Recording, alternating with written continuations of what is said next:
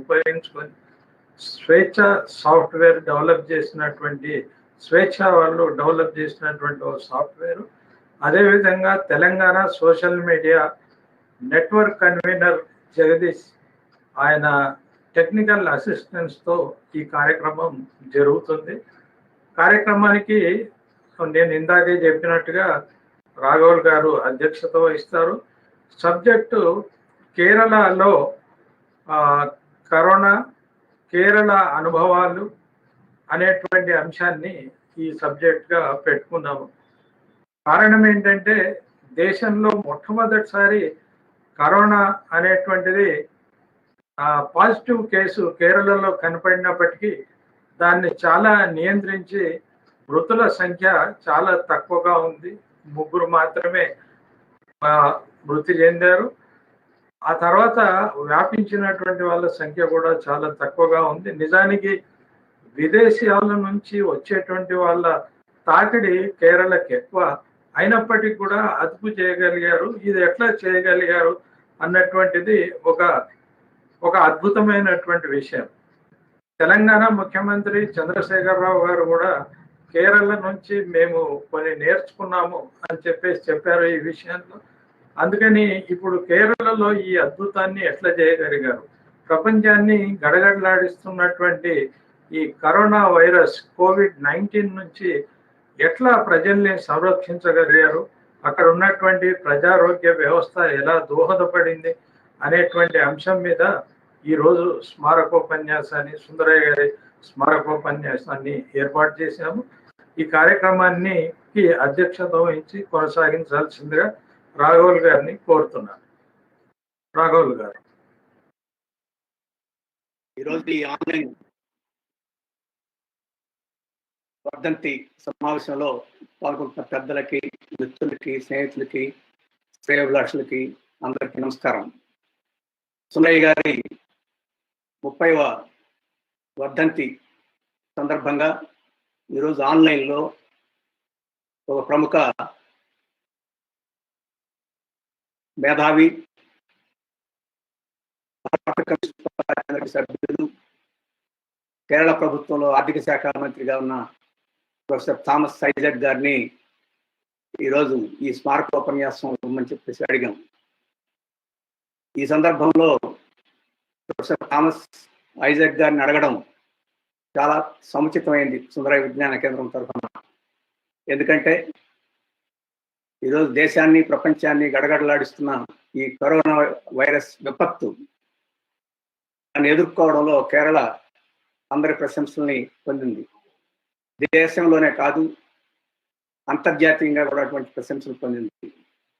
అటువంటి బృహత్తరమైన కార్యక్రమం నిర్వహిస్తూ ప్రపంచానికి ఆదర్శంగా ఉన్న కేరళ వామపక్ష ప్రభుత్వంలో ముఖ్య భాగస్వామిగా ఉన్న ప్రొఫెసర్ థామస్ ఐజాక్ గారు ఈరోజు ఈ మెమోరియల్ లెక్చర్ని ఇవ్వడం అనేది చాలా సంతోషదాయకమైన విషయం. అలాగే ఈరోజు ఈ విపత్తు ఒకనొక రాజకీయ నేపథ్యంలో ఈరోజు మన మీద పడింది. భారతదేశంలో అత్యంత ప్రమాదకరమైన మతోన్మాద శక్తులు 1 సంవత్సరం నుంచి ఈ దేశంలో మళ్ళీ అధికారంలోకి వచ్చి కొనసాగుతుంది. ఈ సందర్భంలోనే, ఈ స్వల్పకాలంలోనే దేశాన్ని ఒక మతోన్మాద రాజ్యం వైపు తీసుకెళ్లాలని చెప్పేసి చాలా తీవ్రమైన ప్రయత్నాలు, అనేక చర్యలు కూడా తీసుకోవడం, వాటికి ప్రజలు ప్రతిఘటించడం అనేది మనం చూసాం. ఇప్పుడు కరోనా వైరస్ వచ్చిన నేపథ్యంలో అదే శక్తులు దీన్ని కూడా మతోన్మాదాన్ని వైపుకి మళ్లించడానికి ఈ విపత్తును కూడా ఒక అవకాశంగా తీసుకోవాలని చెప్పేసి ప్రయత్నం చేస్తుంది. అలాగే ఈ కరోనా వైరస్ విపత్తు నుండి ప్రజలు రక్షించడం, దాని మీద దృష్టి పెట్టడం మానివేసి దీన్ని ఒక అవకాశంగా తీసుకొని ప్రజలందరూ ఈ విపత్తు మీద దృష్టి పెట్టుకుంటే తాము ఈ మొత్తం ఇప్పటివరకు మిగిలిపోయి చేయని సంస్కరణలన్నింటినీ, సరళీకరణ విధానాలన్నింటినీ అకస్మాత్తుగా గుండుగొత్తుగా ఒకేసారి అమలు జరపాలని ప్రయత్నం కేంద్ర ప్రభుత్వం పడిపోయింది. ఇటువంటి నేపథ్యంలో ఈరోజు సుందరయ్య గారిని మనం జ్ఞాపకం చేసుకుంటున్నాం. ఇట్లాంటి విపత్కరమైన పరిస్థితులు దేశానికి వచ్చిన, ఇటువంటి విపత్కరమైన పరిస్థితులు ప్రజలకు వచ్చిన సుందరయ్య గారు తన జీవితంలో ఎలా చేశాడో, ఎలా ప్రజల తరఫున నిలబడ్డాడో, ప్రజల తరఫున ఎలా పోరాడాడు, అందరినీ సమీకరించాడో, వచ్చినా ఎన్ని కష్టాలు వచ్చినా దాన్ని ఎదురొట్టి ఉత్సాహపరిచి పోరాటానికి సంకల్పం కల్పించి ముందుకు నెట్టాడో అవన్నీ మనకి ఈ సందర్భంలో మనం నెమరు వేసుకోవడం అవసరం. ఆ నెమరు వేసుకుంటే మనకు అటువంటి శక్తి వస్తుంది, స్ఫూర్తి వస్తుంది. ఇప్పుడు ప్రజలు ఎదుర్కొంటున్న కష్టాల్లో మనం నిలబడి పోరాడేదానికి మనకి పెద్ద ఉత్తేజం వస్తుంది. అటువంటి నేపథ్యంలో ఈరోజు ఉత్తేజకరమైన పద్ధతిలో మతోన్మాద వ్యక్తులను ఎదుర్కోవడం అటువంటి ఉత్తేజకరమైన పద్ధతిలో కేరళలో వామపక్ష ప్రభుత్వం, కమ్యూనిస్టులు, అభ్యుదయవాదులు వ్యవహరించారు. ఇప్పుడు కరోనా వైరస్ విపత్తును ఎదుర్కోవడంలో కూడా అటువంటి పాత్ర నిర్వహిస్తున్నారు. అందుకనే దానికి ప్రతినిధిగా ఈరోజు మన ముందు ప్రసంగిస్తున్న థామస్ ఐజక్ గారికి వారి ప్రసంగాన్ని మనం వినడం మనకెంతో సంతోషదాయకం, ఎంతో ఉత్తేజకరం కూడా. అందుకనే ఎక్కువ సమయం తీసుకోకుండా వారి ప్రసంగాన్ని మనం విందాం. I invite professor Thomas Isaac, the finance minister in the left front government of Kerala, to speak before us and the drawn from the struggles of the left-hand government in helping the people in this great crisis of corona epidemic. Now I invite Comrade Vinay Kumar to introduce Professor. Although we know about him very well, it is a formality that we should introduce Professor Thomas Isaac, and we should speak the career and profession and other details of Professor Thomas Isaac. I invite Comrade Vinay Kumar now. Comrades, Thomas Isaac గారు PhD తీసుకున్నటువంటి పట్టభద్రు ఆర్థిక శాస్త్రంలో Kerala LDF ప్రభుత్వంలో ఆర్థిక శాఖ మంత్రిగా పనిచేస్తున్నారు. 1952లో జన్మించిన ఆయన సిపిఎం కేంద్ర కమిటీ సభ్యులు కూడా. ఆయన ప్రముఖ ఆర్థికవేత్త. జేఎన్యూ నుంచి జవహర్లాల్ యూనివర్సిటీ నుంచి ఆయన పిహెచ్డి పట్టా తీసుకున్నారు. ఈయన కేరళ ప్రణాళిక సంఘంలో సభ్యుడిగా ఉన్నాడు. ఈకే నయనార్ ప్రభుత్వంలో ఆ సంఘము ఆ ప్రణాళిక, ప్రజల ప్రణాళిక, పీపుల్స్ ప్లాన్ అనేటువంటిది ఒక అద్భుతాన్ని చేసింది కేరళలో. చాలా ఇంటర్నేషనల్ గా కూడా దానికి, అంతర్జాతీయంగా కూడా దాన్ని స్టడీ చేసి చాలా పత్రికలు ఆ రోజుల్లో ఇది ఎంత సక్సెస్ఫుల్ గా జరిగింది, ప్రజల్ని ఎంత బాగా ఇన్వాల్వ్ చేసింది పంచాయతీరాజ్ సిస్టంలో, అదేవిధంగా మున్సిపాలిటీల్లో అన్నింటి కూడా ఏ గ్రామంలో ఏ పథకం ముందు చేపట్టాలి, ఏ పని ముందు పూర్తి చేయాలి అనేటువంటిది ప్రతి గ్రామంలో, ప్రతి పట్టణంలో కూడా డీటెయిల్డ్గా ఒక కార్యక్రమాన్ని రూపొందించి ప్రజల సహకారంతో దాన్ని పూర్తి చేసినటువంటి కేరళ పీపుల్స్ ప్లాన్, ఆ ప్రణాళిక సంఘంలో వారు ముఖ్యమైనటువంటి సభ్యులుగా ఉన్నారు. ఈయన 2006 నుండి 2011 వరకు కూడా ఆర్థిక శాఖ మంత్రిగా పనిచేశారు. మళ్ళీ ఇప్పుడు ఆర్థిక శాఖ మంత్రిగా పనిచేస్తున్నారు. ఎర్నాకుళంలోని మహారాజా కళాశాలలో చదివిన ఈయన జవహర్లాల్ యూనివర్సిటీ నుంచి పిహెచ్డి చేశారు. వర్గ పోరాటాలు, పారిశ్రామిక నిర్మాణం అన్న అంశంపై ఆయన పిహెచ్డి చేశారు. 1859 నుండి 1980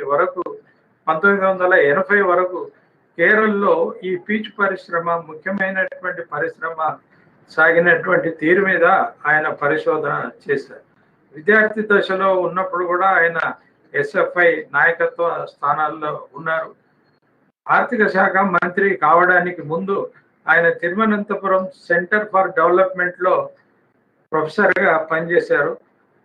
పత్రికలకి ఇందాకే రవి గారు కూడా చెప్పారు, ఆయన ప్రతి నెల ఇండియన్ ఎక్స్ప్రెస్ కి ఒక వ్యాసం, ఇంత బిజీగా ఉండి కూడా ఒక వ్యాసం రాస్తున్నట్టుగా చెప్పారు.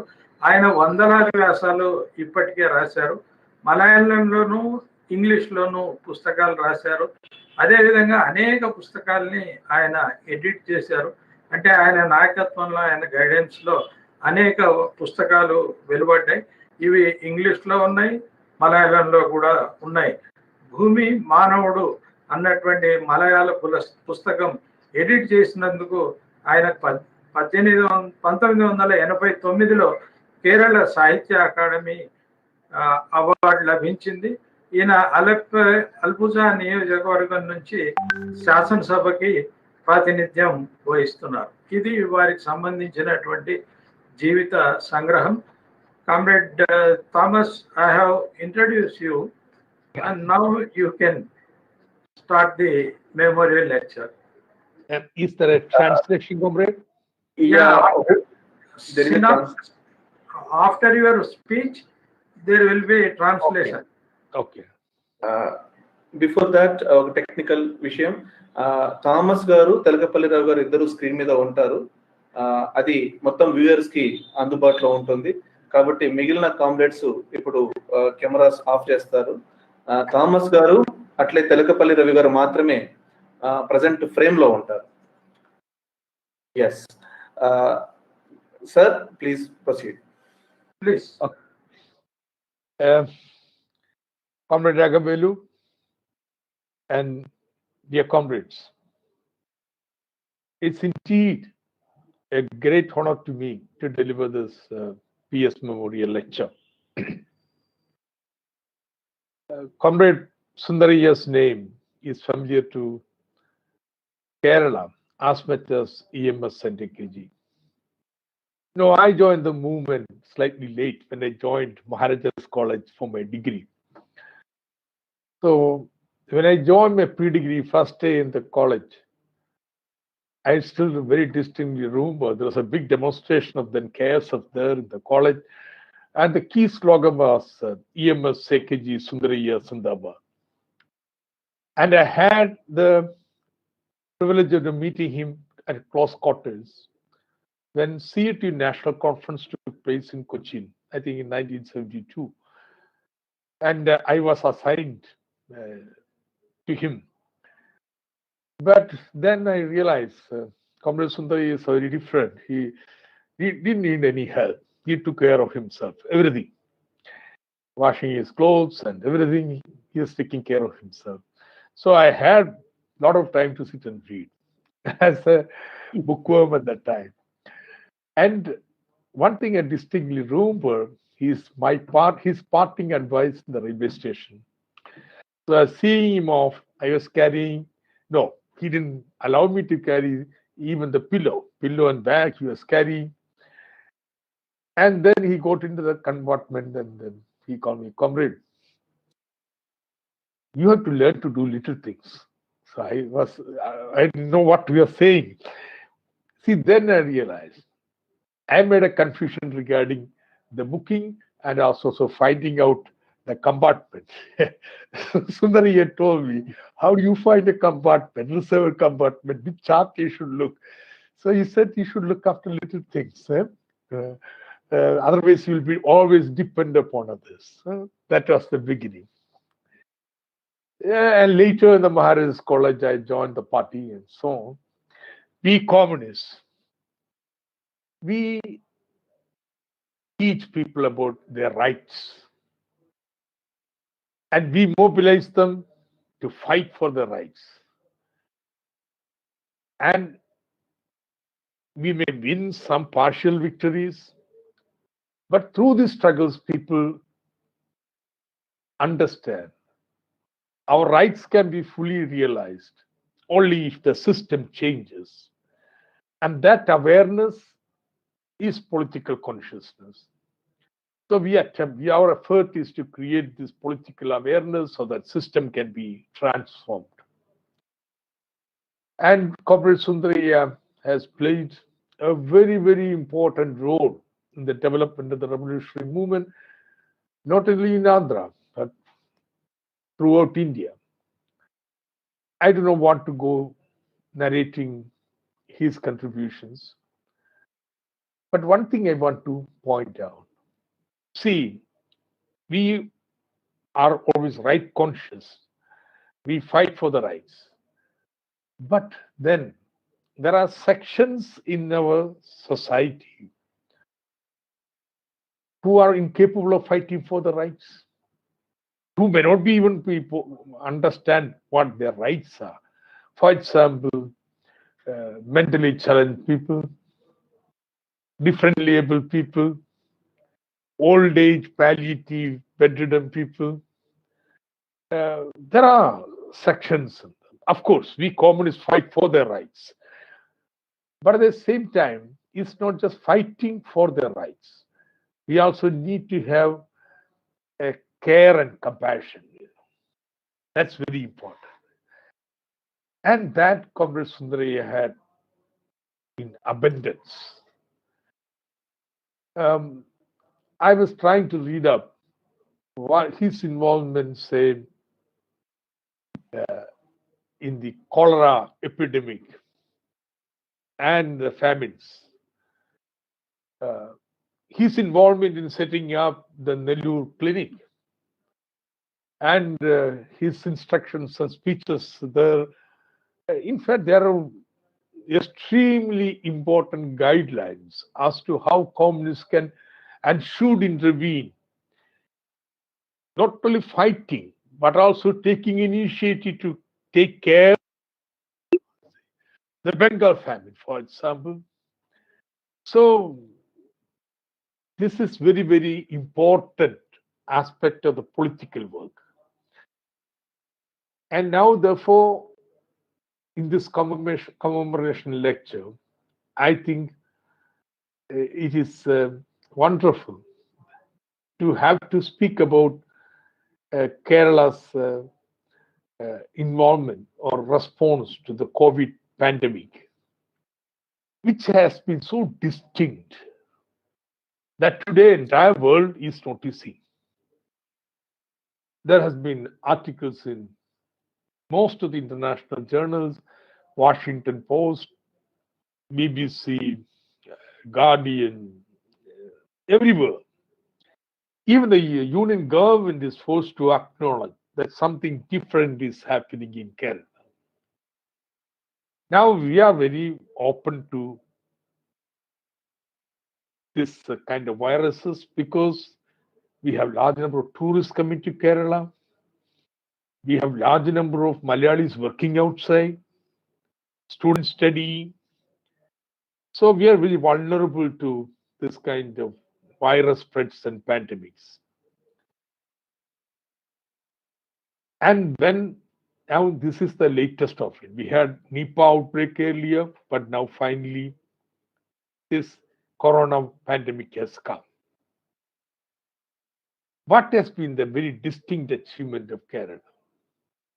One, we have flattened the curve.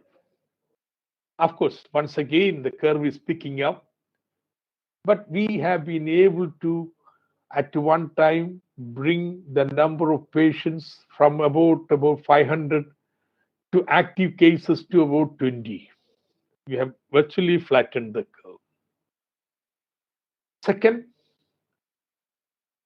therefore, the proportion of recoveries is very high. Very few die. Our fatality rate is only 0.4. Only 3 people have died in Kerala.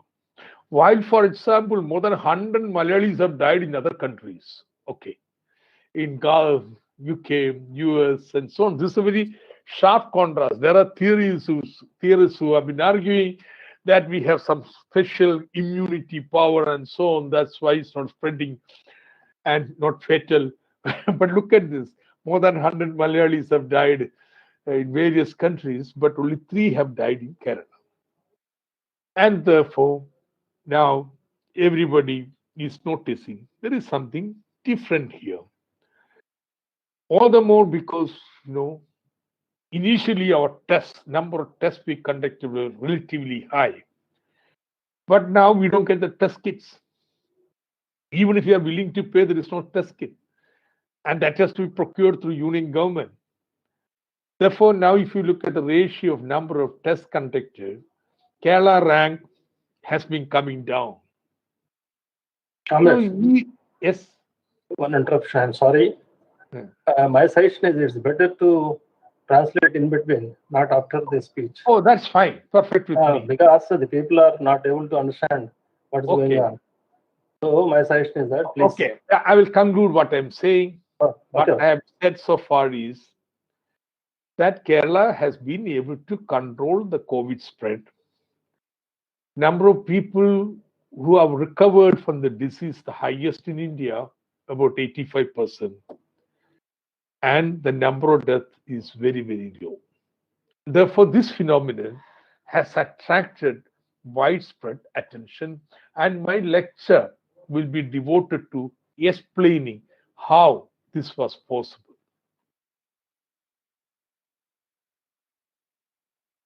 Comrade Sundarayya గారి స్మారకోపన్యాసం ఇవ్వడం చాలా గొప్ప గౌరవంగా మహదవకాశంగా నేను భావిస్తూ ఉన్నాను. కేరళలో ఉన్నటువంటి నేను చిన్నప్పుడు విద్యార్థిగా ఉన్నప్పుడు అక్కడ ప్రదర్శన జరుగుతుంటే ఈఎంఎస్ నమూద్రిపాదు, ఏకే గోపాలను, సుందరయ్య జిందాబాద్ అని ముగ్గురు గురించి జిందాబాద్లు కొట్టడం నేను విన్నాను. నేను తర్వాత కొంచెం ఆలస్యంగా వచ్చాను మహారాజా డిగ్రీ కాలేజీలో చేరేటప్పుడు. కానీ సుందరయ్య గారు నేను తర్వాత 1972లో ఒకసారి సిఐటి మహాసభ జరిగినప్పుడు చూశాను. అక్కడ ఆయన గదిలో ఆయనకు సహాయం చేయడానికి నన్ను నియమించారు. కానీ సుందరయ్య గారు ఎటువంటి వ్యక్తి అంటే తన పనులన్నీ తనే చేసుకుంటారు. కాబట్టి ఆయనకు నా సహాయం ఏమీ అక్కర్లేకపోయింది. నేను అప్పుడు పుస్తకాల పురుగులాగా విపరీతంగా చదివేవాడిని. అందువల్ల సుందరయ్య గారి దగ్గర నా సమయాన్ని నేను చదువుకోవడానికి చాలా బాగా ఉపయోగపడింది. తర్వాత ఆయన రైల్వే స్టేషన్ తీసుకుపోయాను. రైల్వే స్టేషన్లో సుందరయ్య గారు నాకు వెళ్ళిపోయే ముందు ఇచ్చినటువంటి సందేశం అది చాలా గొప్ప ప్రభావం నా మీద చూపించింది. మొదటి విషయం, ఆయన రైల్వే స్టేషన్ కు తన పెట్టే బేడ నేను మోసుకొస్తానంటే ఆయన ఏం ఒప్పుకోలేదు. లేదు నేనే మోసుకుంటానన్నారు. ఆయన కంపార్ట్మెంట్ లోకి ఎక్కారు. రైలుపేటలోకి ఎక్కిన తర్వాత అప్పుడు నాకు ఒక చిన్న సలహా ఇచ్చారు. మిత్రమా, ఈ చిన్న చిన్న విషయాలు కూడా మనం పట్టించుకోవాలి అన్నారు. ఏంటి ఇది ఎందుకు చెప్పారు అంటే, నేను ఆ రైలు పెట్టె ఎక్కడుంది, ఆయన రిజర్వేషన్ భోగి ఎక్కడుందని తెలుసుకోవడంలో కొద్దిపాటి గందరగోళానికి గురయ్యాను.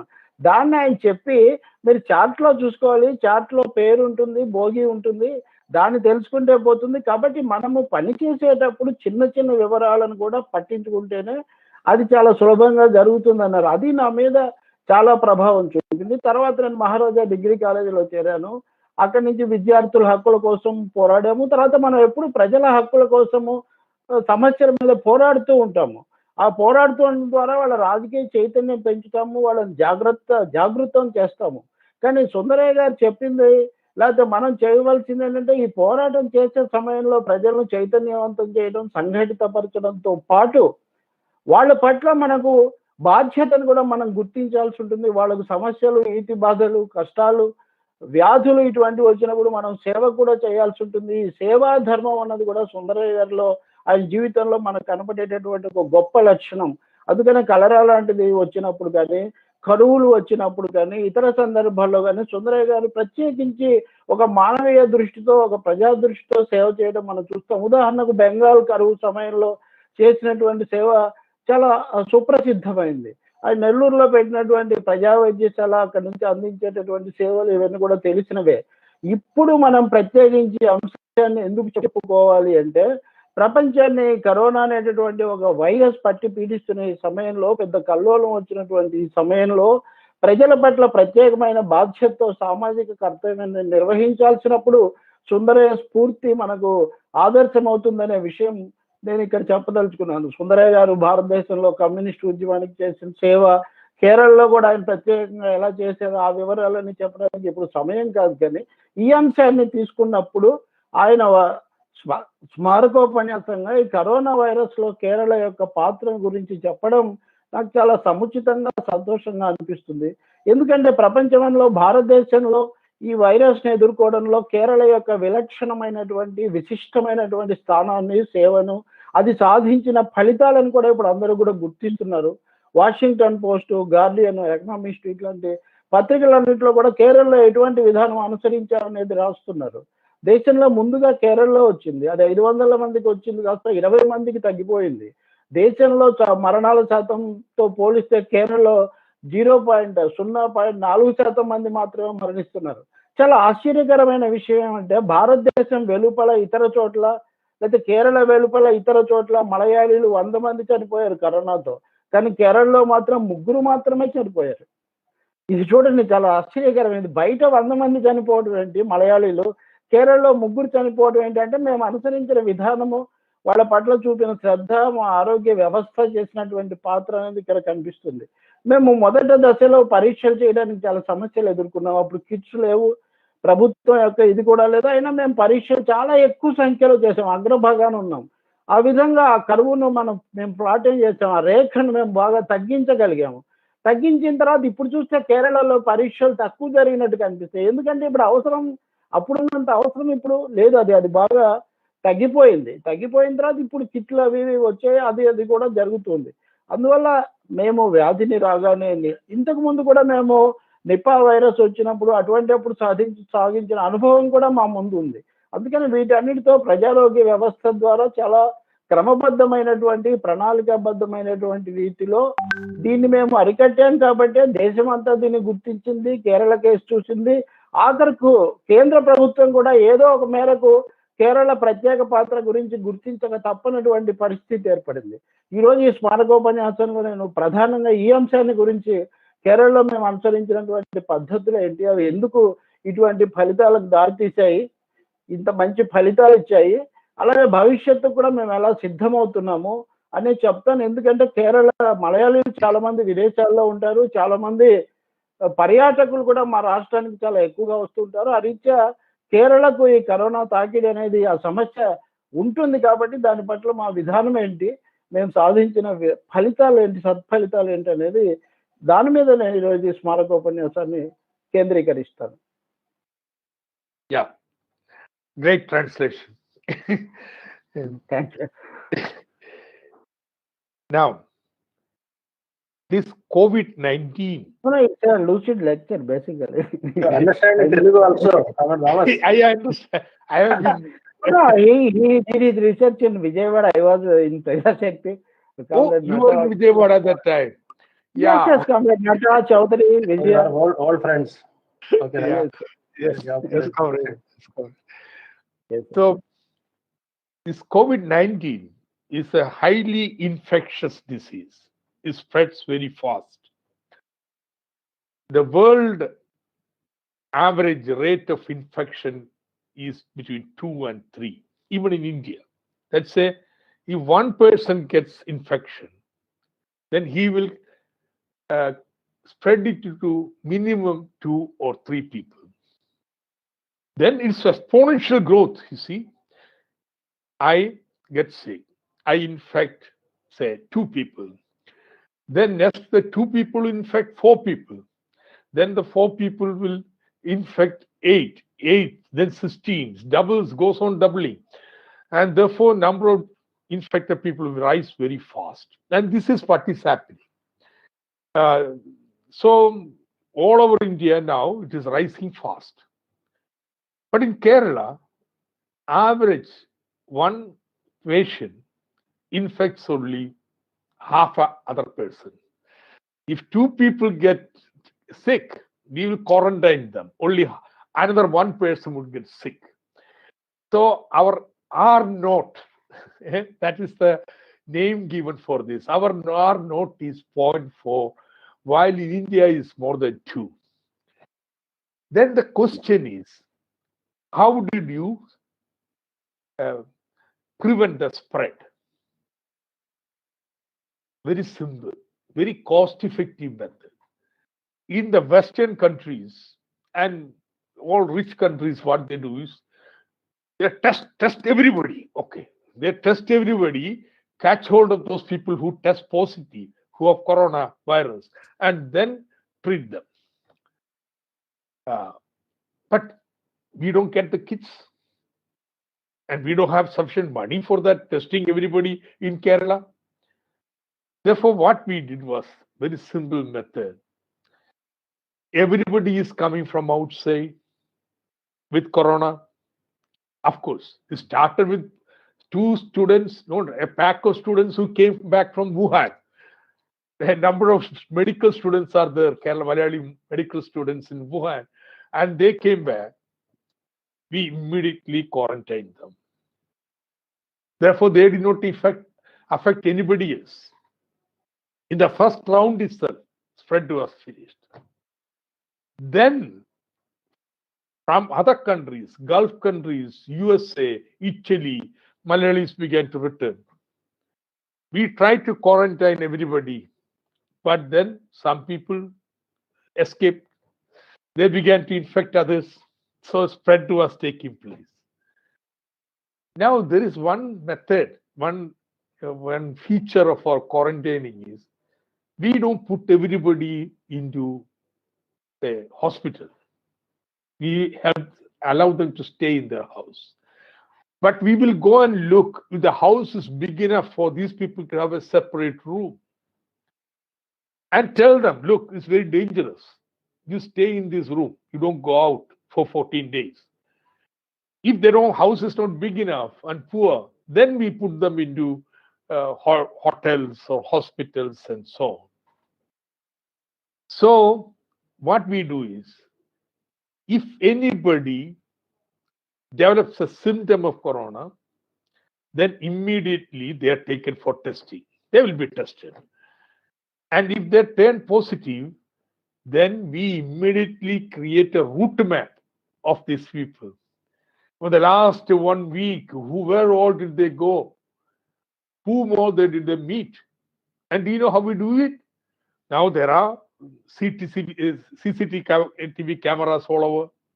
So if you say, I went to the hotel, we go to the hotel, look at all the people in the film who have been in the hotel while this fellow was there, then we trace them.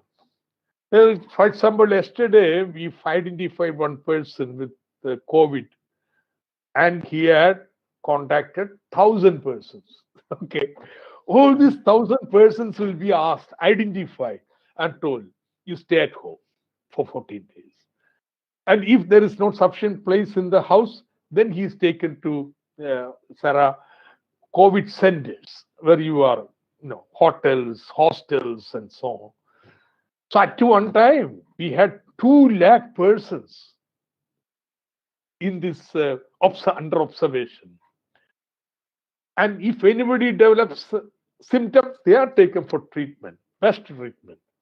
Otherwise, they stay just indoors. So our slogan has been test, then trace, find out everybody you get into contact, then isolate them, either in the house or in hotels and so on, and give them support. Because they are not just left there. There are counselors who will call them up, we provide them books to read, and so on and so forth. They're taken care of. Okay. Give some community support to them. The stigma of disease, we don't allow. Everybody knows this house, there are people under observation, but you don't take a stigma, hey, this is fellow. No, the community support should be for them. We provide food in these houses, they don't have to go out, and so on. So this is what I call relatively cheap way, less costly way of combating the virus. Therefore, if you remember, the Economist article's title was The Bargain. Yeah. They realized Kerala is a poor place, but they're containing it so well. So it's not just testing everybody. It's systematic. So our method has been testing, tracing, isolating, then treatment and support. This has been the Kerala method. Yes, corona virus అనేది చాలా వేగంగా వ్యాపిస్తుంది, చాలా విస్తృతంగా ఆందోళనకరంగా కూడా వ్యాపిస్తుంది. ఒకరికి వచ్చిందంటే ఇద్దరి ద్వారా నలుగురి ద్వారా 8 మందికి అది అసంఖ్యాకంగా విస్తరించి వచ్చింది. కేరళలో దాన్ని ఎలా అదుపు చేస్తాము? పశ్చిమ దేశాల్లో, పాశ్చాత్య దేశాల్లో అయితే వాళ్ళని పరీక్ష చేయటము, పాజిటివ్ రాగానే ఆసుపత్రులలో వేయడము, వాళ్ళకి విపరీతంగా చికిత్స చేయడము, దీనికి ఒక అంతుపత్తు లేని వ్యవహారంగా అలా పెరుగుతూ పోయింది. కేరళలో మేము అనుసరించిన పద్ధతి భిన్నమైంది. ఈ కరోనా వైరస్ వ్యాప్తి చెందే పద్ధతినే R0 అని ఒక పేరు పెట్టారు, R0 అని చెప్పి, అంటే ఏ స్థాయిలో వ్యాప్తి చెందుతుందని. కేరళకు సంబంధించినంత వరకు మేము అనుసరించిన పద్ధతి వల్ల ఒక వ్యక్తికి కరోనా వైరస్ వ్యాపించిందంటే అది 2కి, 4కి, 8 మందికి అలా పెరగదు. 1 నుంచి 1కి వ్యాపించిందంటే అది 1కే వ్యాపిస్తుంది. ఎందుకంటే మేము ఒక్కడినే అంత కట్టుదిట్టంగా పకడ్బందీగా అతని పట్ల వ్యవహరిస్తాము. అందుకనే మేము అనుసరించినటువంటి పద్ధతిని అంతర్జాతీయ వార్తా సంస్థలు కూడా వ్యవహారం చేశారు, బార్గెయిన్, వీళ్ళు ఒక బేరం నడిపారు అని. కరోనాతో ఏదో దాని మీద సవాల్లాగా కాకుండా దాంతో మేము చాకచక్యంగా దాని పట్ల వ్యవహారం నడిపి దాన్ని అదుపు చేశాము. ఉదాహరణకు వుహాన్ నుంచి 2 విద్యార్థులు, మొదట మెడికల్ వైద్య విద్యార్థులు, చాలా ఎక్కువ మంది అక్కడ చదువుతుంటారు, వచ్చారు. వాళ్లకు ఉంది. వాళ్ళను రాగానే మేము అది తెలుసుకొని వాళ్ళకు చికిత్స చేసేటటువంటి కార్యక్రమం, వాళ్ళను క్వారంటైన్ చేయటం. ఆ క్వారంటైన్ కూడా ఏదో ఆసుపత్రులు పెద్ద దీని ద్వారా లాగా కాకుండా వాళ్ళ ఇళ్లలోనే పెట్టడం. ఇళ్లలో పెట్టిన తర్వాత కూడా వాళ్ళ మీద నిఘా వేసి ఉంచడం. వాళ్ళు గదిలోనే ఉంటున్నారా లేదా, సక్రమంగా ఉంటున్నారా. ఒకవేళ వాళ్ళకి ఇళ్లలో విడిగా ఉండేటంత స్థలం లేదు అనుకుంటే అప్పుడు వాళ్ళని ఏ హోటల్కో ఇంకో చోటుకో తరలించేటటువంటి బాధ్యత తీసుకున్నాం.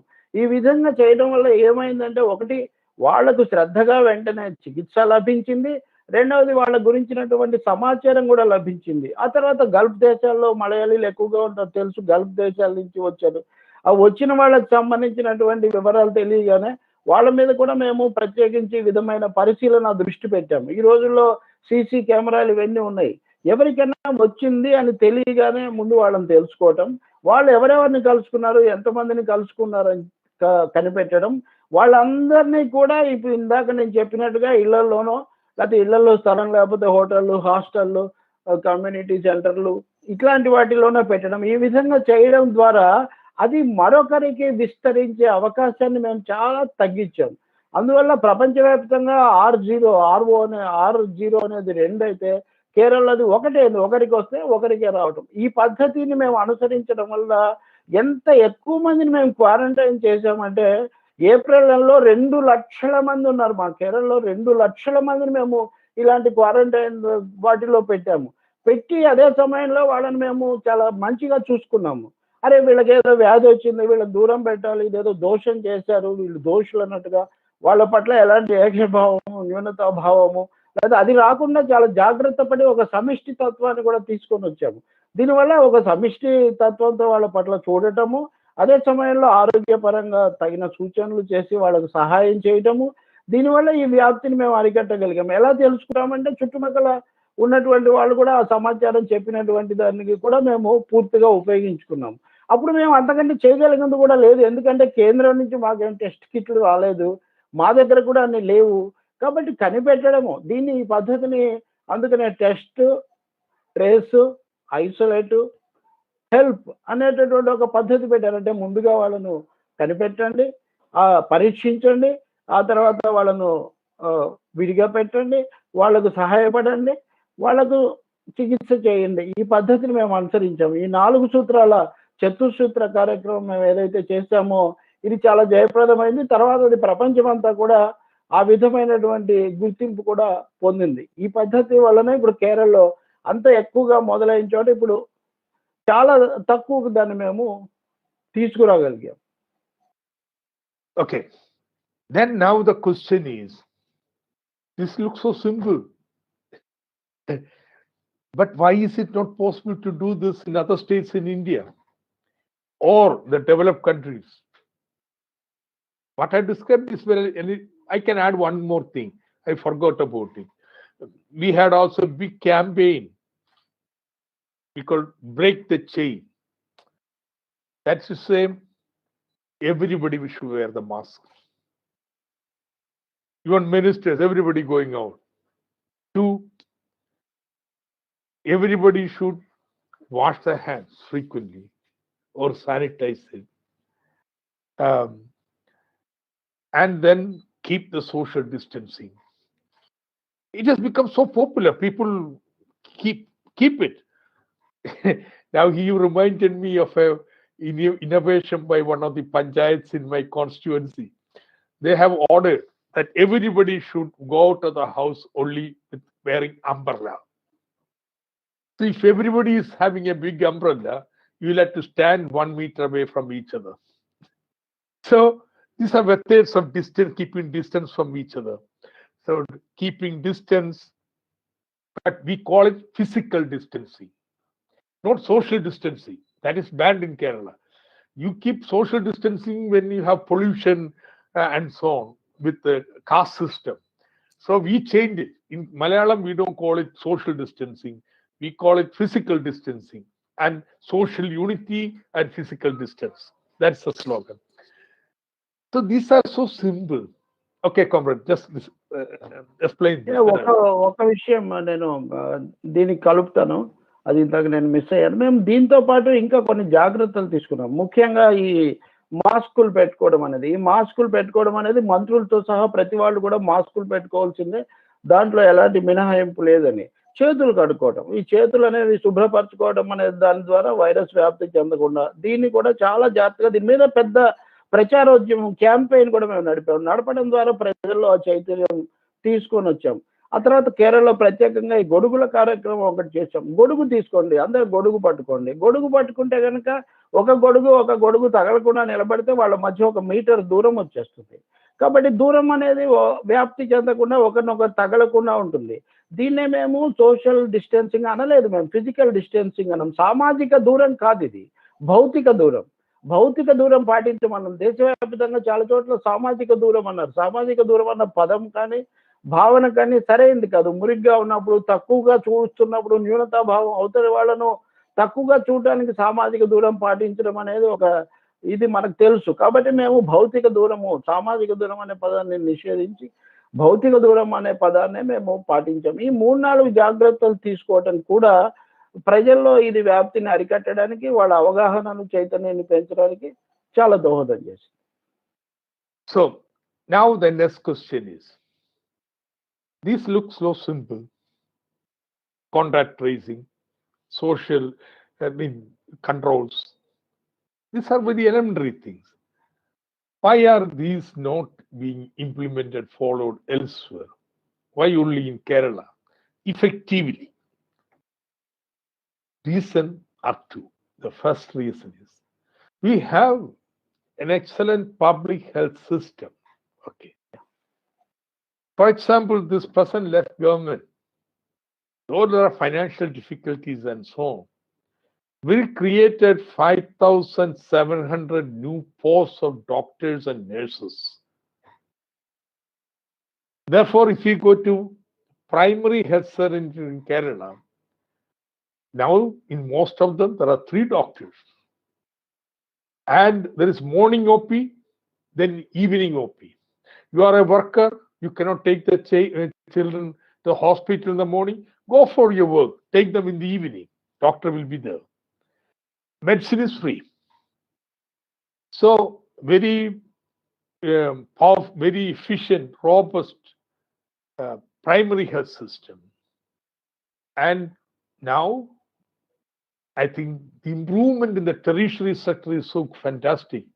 We have invested 4,000 crores of rupees for construction of new buildings, buying of equipments, and so on. All the medical colleges have got oncology department. All the district hospitals have a cardiac cath lab and cardiac department. All the taluk hospitals have at least 20 dialysis machines. This is an upgradation of the public health system. And so much so, in 1996, not now, in 1996, NSS data said, oh, Kerala health system is declining. Only 28% of the population took to public health. Do you know, after the intervention mainly by our 3 left governments, now 48% of the people go to public health system. So you have a very excellent public health system which focuses on preventive medicine, protection.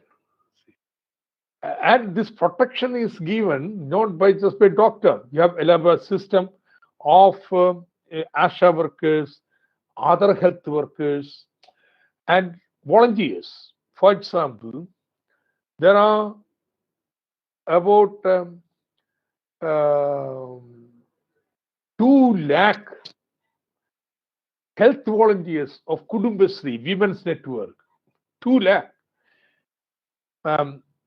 I think the number of palliative workers our party has, for example, for every local committee there has to be a palliative organization. This is some initiative the party started in the new millennium, that palliative care we have been involving in. Now, it's not only one party, other parties also have it. So there is a lot of popular initiative, not only government. And government and popular initiative, they are linked. Now, everybody finally will go to PHC, even the palliative network people. So this is the system in Kerala, very well equipped health system, which contributes to, caters to 48-50% of the people, who focuses upon traditionally the preventive medicine and has a large army of voluntary workers, not just paid staff. So party plays an important role, but not only party, non-party people also. See, even in the party organization, I tell you, palliative, more than half would be non-party people. Yeah, that's what you have to accept. See, we have so many other jobs that some people have an aptitude for healthcare, caring, and so on, compassion. Okay, give them the space. So now we have the system you can trace. See, now people are coming back.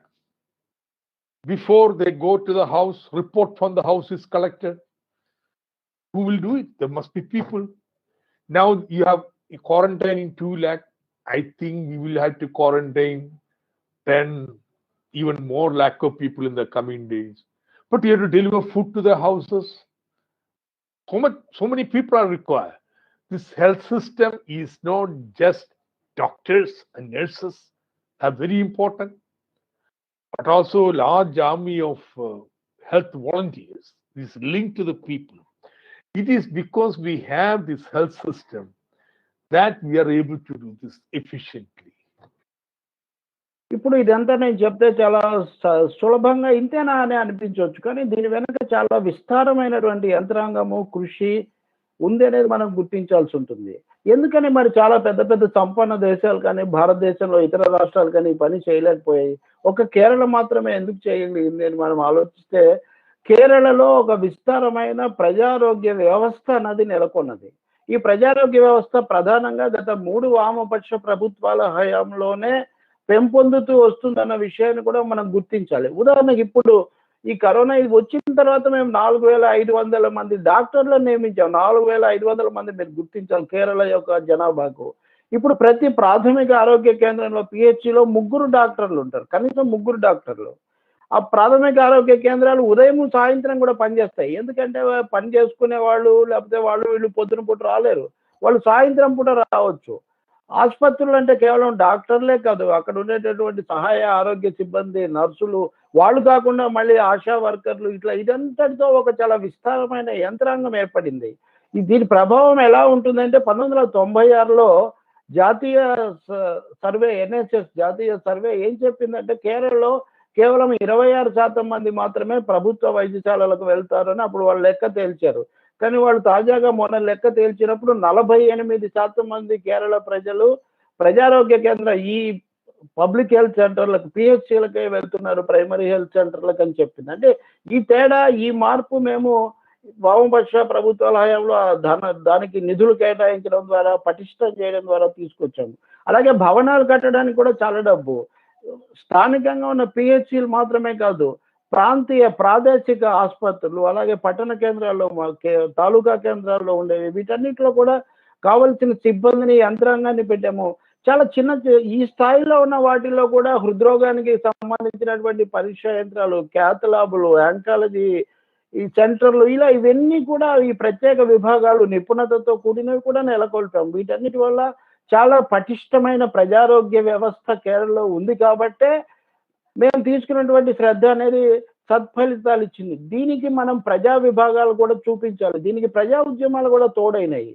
అక్కడ మేము 2 లక్షల మంది, ప్రభుత్వం 2 లక్షల మంది ఆరోగ్య కుటుంబశ్రీ వాలంటీర్లను, స్వచ్ఛంద సేవకులు నియమించారు. వీళ్ళు ఎప్పటికప్పుడు సహాయం చేస్తూ వచ్చారు. వీళ్ళే కాకుండా పార్టీ యొక్క స్థానిక కమిటీలు కూడా ఎక్కడికక్కడ ఆరోగ్య సేవల పట్ల ఆసక్తి కలిగినటువంటి వాళ్ళతో బృందాలను ఏర్పాటు చేశాయి. ఈ ఆరోగ్య శ్రద్ధ తీసుకునేటటువంటి కార్యకర్తల యొక్క యంత్రాంగం పెద్దది ఏర్పడింది. వీళ్ళు కూడా ఎప్పటికప్పుడు చేయడం అనేది, అనేక మందికి ఆసక్తులు ఉంటాయి, సేవా గుణం ఉంటుంది, వాళ్ళందరినీ మేము సమీకరించాం. ఇతర పార్టీలు కూడా కొంతమందిని పెట్టుండొచ్చు, లేదని నేను చెప్పను, కానీ ఉన్న వాళ్ళలో సగానికి పైగా ఈ అధికార పార్టీకి సంబంధించిన వాళ్ళని మటుకు చెప్పక తప్పదు, అదొక వాస్తవం. కాబట్టి ఇది ఈ రెండు కూడా కలిసి అక్కడ ఈ ఆరోగ్య సేవ, ఈ కరోనా లాంటిది వైరస్ వ్యాప్తిని అరికట్టడంలోనూ క్వారంటైన్ చేయడం అంటే మామూలు విషయం కాదు కదా. వాళ్ళని ఒక చోటు పెట్టిన తర్వాత వాళ్ళకి తిండి ఎవరు ఇస్తారు, అక్కడ జరిగే పరిణామాలు మంచి చెడ్డలు ఎవరు నివేదిస్తారు, వీటన్నిటికీ కూడా స్థానికంగా ఉన్న కమిటీలు, ఉద్యమాల కార్యకర్తలు, ఈ ప్రజారోగ్య వ్యవస్థకు సంబంధించిన వాళ్ళు వీళ్ళందరూ చేశారు. కాబట్టి ఒకవైపు నుంచి ప్రభుత్వం సృష్టించిన ప్రజారోగ్య వ్యవస్థ, ఇంకొక వైపు నుంచి ప్రజా సంఘాలు, ప్రజా ఉద్యమాల నుంచి వచ్చినటువంటి కార్యకర్తల సముదాయం, వీటి యొక్క సమిష్టి కృషి వల్లనే కేరళ ఈ ఫలితాన్ని సాధించి దాన్ని నిరోధించగలిగింది. అంటే రోగ చికిత్స కంటే రోగ నిదానం మంచిది అంటారంటే ముందుగానే మనం అరికట్టడం అనేది చాలా ముఖ్యమైనది. ఈ సూత్రాన్ని మేము కేరళలో ఈ సమిష్టి పద్ధతి ద్వారా చాలా జయప్రదంగా చేయగలిగాం. కాబట్టి ఈ కరోనా వైరస్ ను అరికట్టడంలో మంచి ఫలితాలు కలగడం, అందరూ గుర్తించడం జరుగుతుంది. అయితే ఇంతటితో అయిపోలేదు. ఇప్పుడు వాళ్ళందరూ ఇళ్ళకి తిరిగి వెళ్ళారు. మళ్ళీ ఏమవుతుందో, ఇంతకుముందు 2 లక్షల మందిని పెట్టి మేము సేవ చేశాము, రాబోయే రోజుల్లో ఇంకా లక్షల మంది రావచ్చేమో. కాబట్టి చాలా అప్రమత్తంగాను, చాలా సంసిద్ధంగాను ఉండక తప్పదు. ఆ విషయంలో కూడా మేము చాలా జాగ్రత్తగా ఉంటున్నాం. Now, I have an article coming in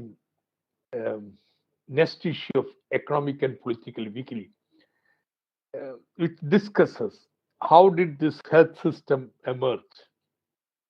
It's a long history. Now, there are some people who say it is because the benevolence of kings in Kerala and missionaries and so on. They all played a role. But what you should remember is, in the 19th century, British started hospitals elsewhere in India. The missionaries were there in Tamil Nadu, Andhra, and so on. They also set up hospitals. Biggest missionary hospital was in Melu. So, why did these institutions develop so fast in Kerala? That's the question. What is so distinct in Kerala? The reason is, from 19th century, there were powerful social reform movements, not only in higher castes, but even the lowest castes, who all these movements demanded, they want education, they want health. It is the initiative of people, pressure from below, which compelled to set up schools and hospitals. And when the left came, the left took over this law. He struggled not only for land and wages, but also for education, but also for health care. All the basic needs, there are also slogans of struggle. And therefore, these powerful movements, social reform movements and the left movements which came, put pressure on the government, whichever be the government. They had to respond to this pressure. And that's how the public education system in Kerala developed. That's how the public health system in Kerala developed. And we have now improved it much more. I don't want to say the left government now created all this. No, that's not true. అయితే వచ్చే సంచికలో economic and political వీక్లీలో నేను ఒక వ్యాసం రాయబోతున్నాను. ఎలా కేరళలో ఈ విద్యా వైద్య రంగాల్లో ఈ విస్తారమైన వ్యవస్థ సృష్టించబడింది, ఈ ప్రజారోగ్య వ్యవస్థ ఎలా వచ్చిందని. ఎందుకంటే చాలా మంది రకరకాల సిద్ధాంతాలు చెప్తున్నారు. కేరళలో రాజులు వాళ్ళు చాలా మంచి వాళ్ళు, ఉదార హృదయులు, వాళ్ళు ఇదంతా ఏర్పాటు చేశారు, లేదా బ్రిటిష్ మిషనరీలు ఏర్పాటు చేశారని. రాజులు అన్ని చోట్ల ఉన్నారు, బ్రిటిష్ మిషనరీలు అన్ని చోట్ల ఉన్నారు, మద్రాసులో లేకపోతే ఆంధ్రాలో ఇంకా చాలా చోట్ల వాళ్ళు పెట్టారు. ఉదాహరణకు అతిపెద్ద మిషనరీ వైద్యశాల వెల్లూరులో ఉందని మనకందరికి కూడా తెలుసు. మరి అక్కడెక్కడా లేని ప్రజారోగ్య వ్యవస్థ, ప్రజా విద్యా వ్యవస్థ కేరళలోనే ఎందుకు వచ్చింది? ఇది చాలా ముఖ్యమైన విషయం.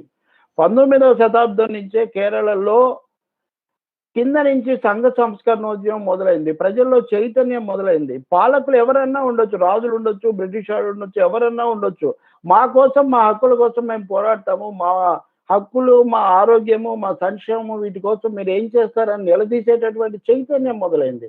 ఈ సంఘ సంస్కరణోద్యమం అనేది ఒక సామాజిక రంగంలో ప్రభావం చూపించింది. రెండో వైపున హక్కులు సాధించి పెట్టడంలోనూ ఇటువంటి వ్యవస్థలు నెలకొల్పక తప్పని పరిస్థితికి అప్పుడు ఉన్నటువంటి రాజులు కూడా నెట్టబడ్డారనే విషయం మనం గుర్తుపెట్టుకోవాలి. తర్వాత వామపక్ష ఉద్యమం వచ్చింది.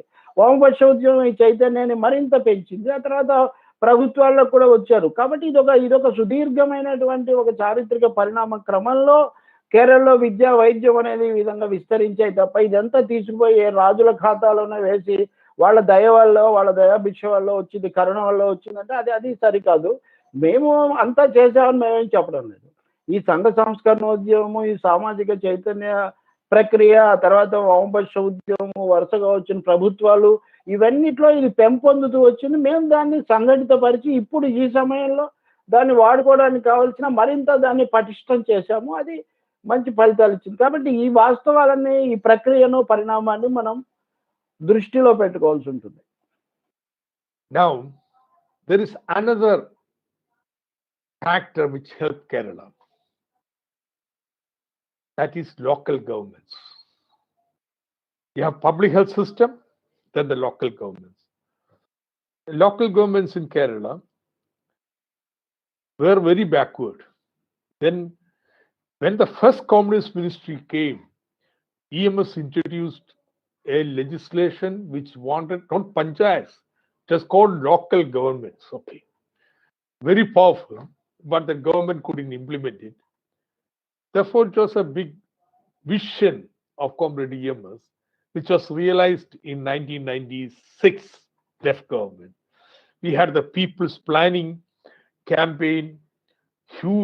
About 35% of the plan funds were outright given to local governments to do what they want.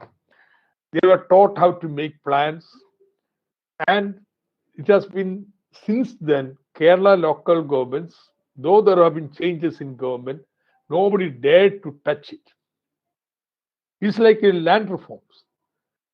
Though we went out of power after passing of the law, nobody can touch the land reform because people cutting across political parties want it. Similarly, People's Planning made the local government's common demand of all the people, not only just our party, every party, so that changes in government did not affect it. So now, even now, local governments are very powerful. So, see, health is linked to nutrition, drinking water, sanitation, and so on. So who organizes all these at the local level is the local government. In the floods also it happened. Even now this is happening. They arrange all the quarantine facilities. They arrange for the food. They would supply the medicines. And the role of the local governments in implementing it is understood. When the pandemic came, we had the lockdown. Then we decided, no, we had to supply food to everybody. All those people who want food should be given food. The migrant workers must be given food. So we just called, start the community kitchens. If it is bureaucratic government system, it would take weeks. On third day, almost all the kitchens in every panchayat was functioning. And they were serving 5 lakh meals a day. So this is a second, I don't want to elaborate this. This is a second thing. On the one hand, the health system, on the other hand, powerful local government. ఈ ప్రజారోగ్య వ్యవస్థకు తోడు రెండో ముఖ్యమైన అంశం స్థానిక పాలనా యంత్రాంగం, పంచాయతీలు, వాటిని స్థానిక ప్రభుత్వాలు అన్నాం. ఈ స్థానిక ప్రభుత్వాలు అనేవి నిర్వహించినటువంటి పాత్ర చాలా ముఖ్యమైనది. మేము వాటికి చాలా ప్రాధాన్యత ఇస్తాం. 35% నిధులు ఒకేసారి ఈ స్థానిక సంస్థలకు ఇవ్వడం జరుగుతుంది. అది కూడా ఒక్కసారిగా జరగలేదు. కేరళలో ఈఎంఎస్ నంబూదిరిపాద్ మొదటి ప్రభుత్వం ఉన్నప్పుడే ఈ స్థానిక సంస్థలను కూడా పటిష్టం చేయాలని చెప్పి ఆయన ఒక బిల్లు తీసుకొచ్చారు. పంచాయతీలకు సంబంధించిన పటిష్టంగా చేసినప్పటికీ దాన్ని అమలు జరిపే లోపలే ఆ ప్రభుత్వం అనేది పడిపోయింది. అయినప్పటికీ కూడా ఆ విధానం మటుకు ఆ బిల్లు అలాగే ఉండిపోయింది. ఏ విధంగా అయితే మొదటి భూ సంస్కరణల బిల్లు తర్వాత ఎవరు అధికారంలోకి వచ్చినా దాన్ని ఎవరు ముట్టుకోవడానికి ఇంతవరకు కూడా సాహసించలేదు కేరళలో, ఈ పంచాయతీలకు సంబంధించిన బిల్లు కూడా అలాగే ఉంది. కానీ తగినంతగా జరగలేదు. 1990వ దశకంలో చాలా దూరదృష్టితో ఈఎంఎస్ నంబూదిరిపాద్ మరొకసారి ఈ స్థానిక సంస్థలను పటిష్టం చేయాల్సిన అవసరాన్ని గుర్తించడం, ప్రజా ప్రణాళిక విధానము అనే ఒక కొత్త నినాదంతో గ్రామాల్లోకి వెళ్ళిపోయాం. అప్పుడు ఈ 35% నిధులు కేటాయించడం, ప్రజల నుంచి ప్రణాళికలు తీసుకోవటం, వాళ్ళ ఆలోచనలు చేయటం, స్థానిక సంస్థలను అత్యంత పటిష్టంగా చేయడం, దానివల్ల స్థానికంగా పౌష్టికాహారమైన, మంచినీటిదైనా, పారిశుధ్యమైనా, ఇంకోటైనా ఇవన్నీ కూడా పూర్తిగా స్థానిక సంస్థల అదుపులో పెట్టడం అన్నది చాలా ఉపయోగపడింది. కాబట్టి అన్ని విషయాల మీద వాళ్ళకి అవగాహన ఉంటుంది. ఇప్పుడు కూడా క్వారంటైన్లు ఇవన్నీ కూడా చేసినప్పుడు ఎవరు చేస్తారు ఈ పనులు అంటే స్థానిక సంస్థలు చేస్తాయి. మందులు సరఫరా చేస్తారు, ఆహారం సరఫరా చేస్తారు, అక్కడ స్థానిక పరిస్థితులు పెడతారు. వలస కార్మికులకు ఇబ్బందులో ఉన్న వాళ్ళకి మనం తిండి పెట్టాలి. ఎవరు పెట్టాలి? కమాన్, మనం వెంటనే ఈ సమిష్టి వంటశాలలు అనేవి 2-3 రోజుల్లోనే వచ్చి సంస్థలు ఏర్పాటు చేయగలిగాయి. ఈ సమిష్టి వంటశాలల్లో చాలా సామూహికంగా అందరికీ కూడా సామాజికంగా భోజనాలు పెట్టగలిగాం మనం. దాని ద్వారా చాలా పరిష్కారం లభిస్తుంది. అందువల్ల ఒకవైపున ప్రభుత్వము, ప్రజారోగ్య వ్యవస్థ, రెండో వైపు నుంచి స్థానిక పరిపాలన అనేది పటిష్టంగా చేయటము, నిధులు విధులు కూడా స్పష్టంగా ఉండటం అనేది చాలా దోహదం చేస్తుంది. Now there is a third factor, that is trust in the government. Hey, you are asked to not go out, you are asked to do this, don't do this. So how does people obey it? That is because people should have trust in the government. That is very, very, very important. In terms of emergency and so on, you cannot be very democratic. No, you cannot go on discussing and so on. Therefore, you tell something, this is a protocol, this is advisory. People should respect it and obey it. And that recognition the state government headed by Sundaraiah Vijay comrade has. The chief minister, ever since the pandemic started, every day in the evening, 5 to 6, is his press conference. And almost the entire state listens to it. This has the highest TV rating, this program. Therefore, all TVs carry it because the highest program. And everything is said very clearly. What happened, why it happened like this, what is the weakness in this. Very honestly, these are presented for the people. And this has, in fact, encouraged people to cooperate with the government, cooperate with the local authorities, cooperate with the health department. So this is also very, very important. ఇంకో ముఖ్యమైన విషయము ప్రభుత్వం పట్ల ప్రజల్లో ఉన్నటువంటి గౌరవం, విశ్వాసం, సుహృద్భావం.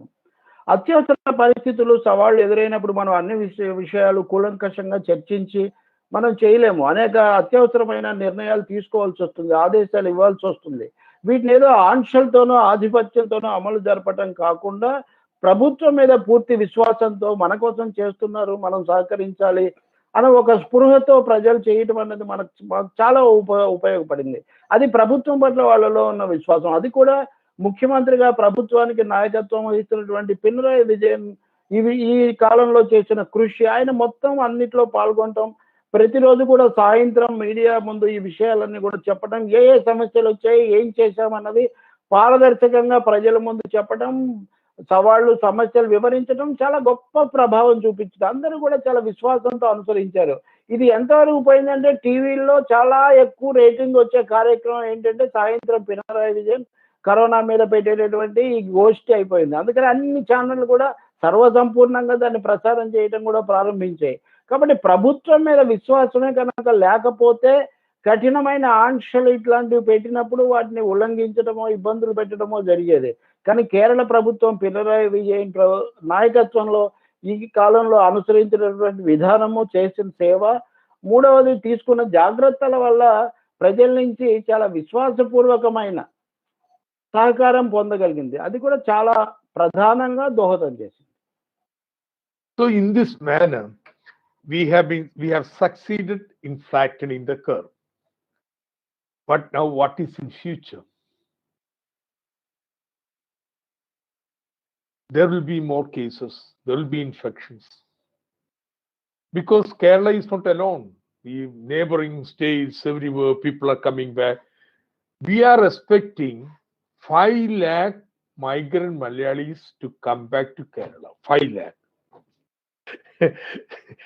So the train, in the buses, all these streams have started, and the flights are not fully open. Now, when they come, there will be a lot of people who are infected. You can't say, don't enter Kerala. They are Malayalis. They have to come back to Kerala. Where else do they go? Because Kerala is safe. Everybody outside wants to come back to Kerala. They want to come back to India. At least if workers abroad, they want to send back their families. Even in the West, they want to send the families back. So we are expecting in the coming 2-3 months, about 5 lakh people to come. What is the implication?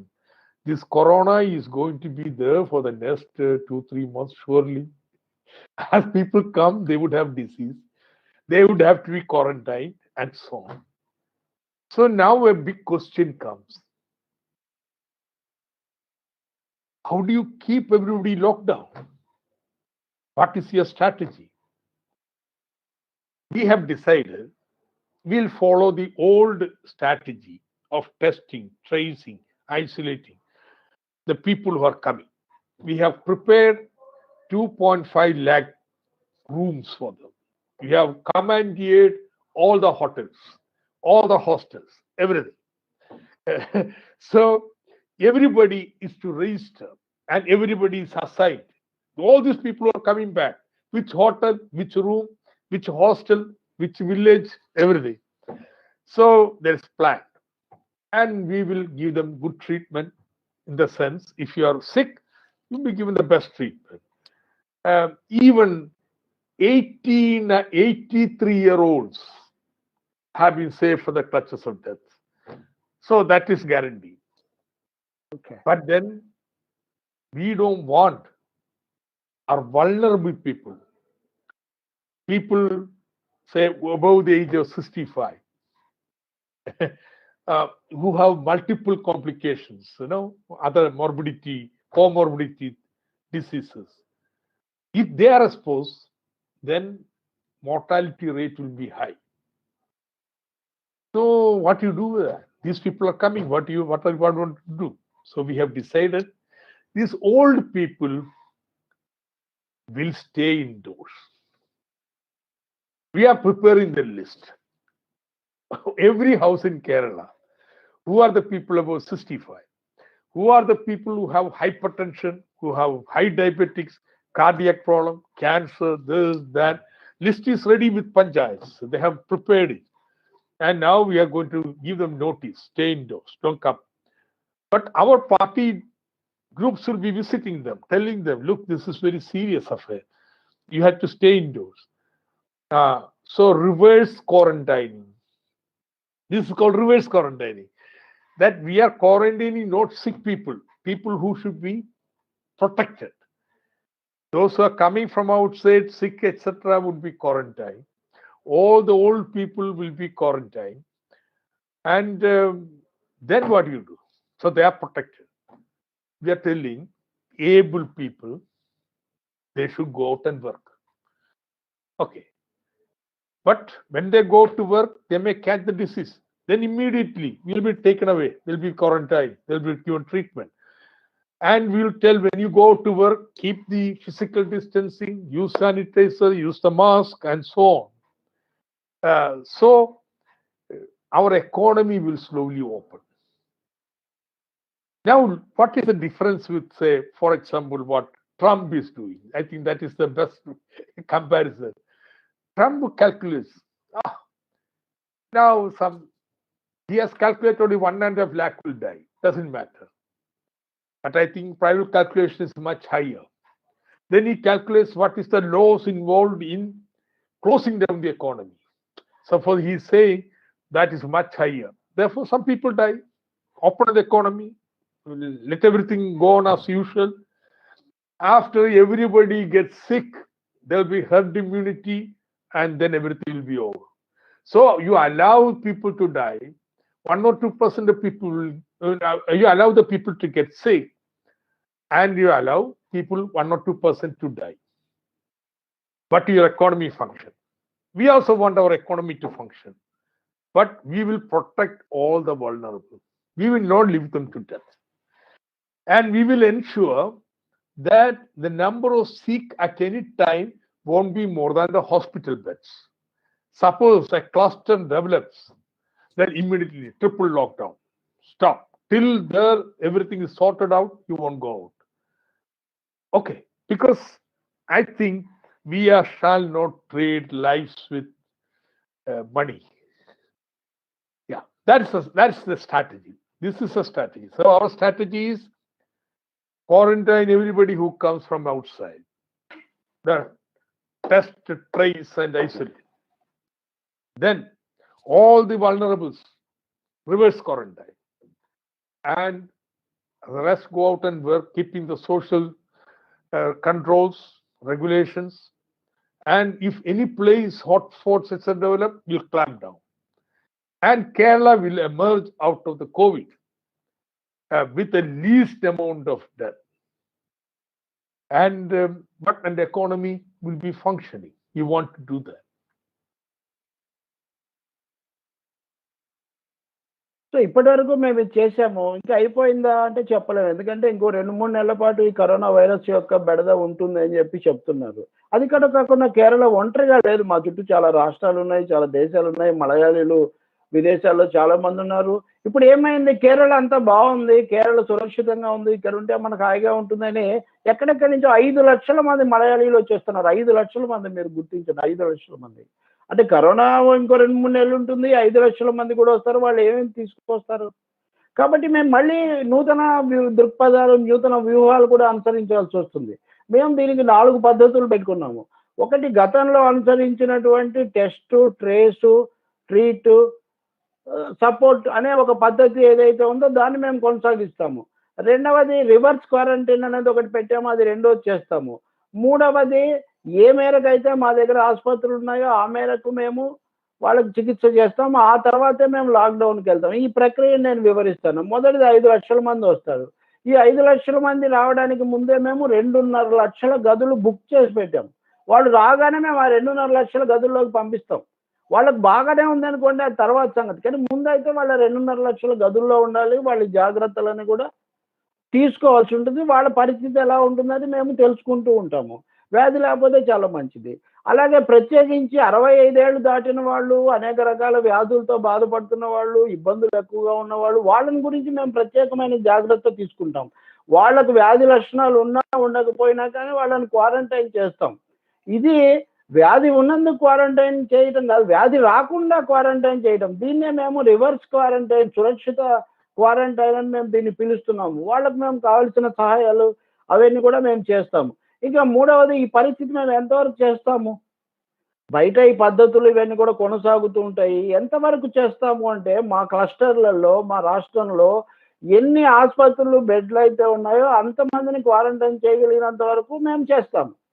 అది కూడా దాటింది అనుకోండి, అప్పుడు lockdown ఇంకోటి అలాంటి ఆలోచన వస్తుంది. కానీ చాలా మీరు రాగానే వీళ్ళ నుంచి వ్యాపించకుండా మేము లాక్డౌన్ పెట్టేస్తున్నాము, ఆంక్షలు పెట్టేస్తున్నాము, ఎవరు రావద్దంటే కుదరదు.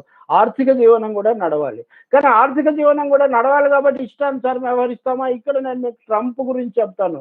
ట్రంప్ ఏమన్నాడు, 1,00,000 మంది చచ్చిపోతారు, లేకపోతే ఇంకోటి జరుగుతుంది, కానీ ఎవరు పోయినా కానీ ఎకానమీ, ఆర్థిక వ్యవస్థ నడవాలి కదా అని మాట్లాడాడు. అంటే ప్రాణాలను ఆయన, వ్యాపారము, ఆర్థిక వ్యవహారాలను, ప్రాణాలను పోటీ పెట్టి ఒక 2% మంది చచ్చిపోయినా, ఒక 5% మందికి వ్యాధి వచ్చినా, వైరస్ సోకినా సరే నాకు వ్యాపారము, ఆర్థిక వ్యవస్థ నడవాలి అని ఒక బాధ్యత రహితంగా, అంటే ప్రాణాల పట్ల స్పందన కానీ దృష్టి కానీ లేని వ్యక్తిలాగా ఆయన మాట్లాడారు.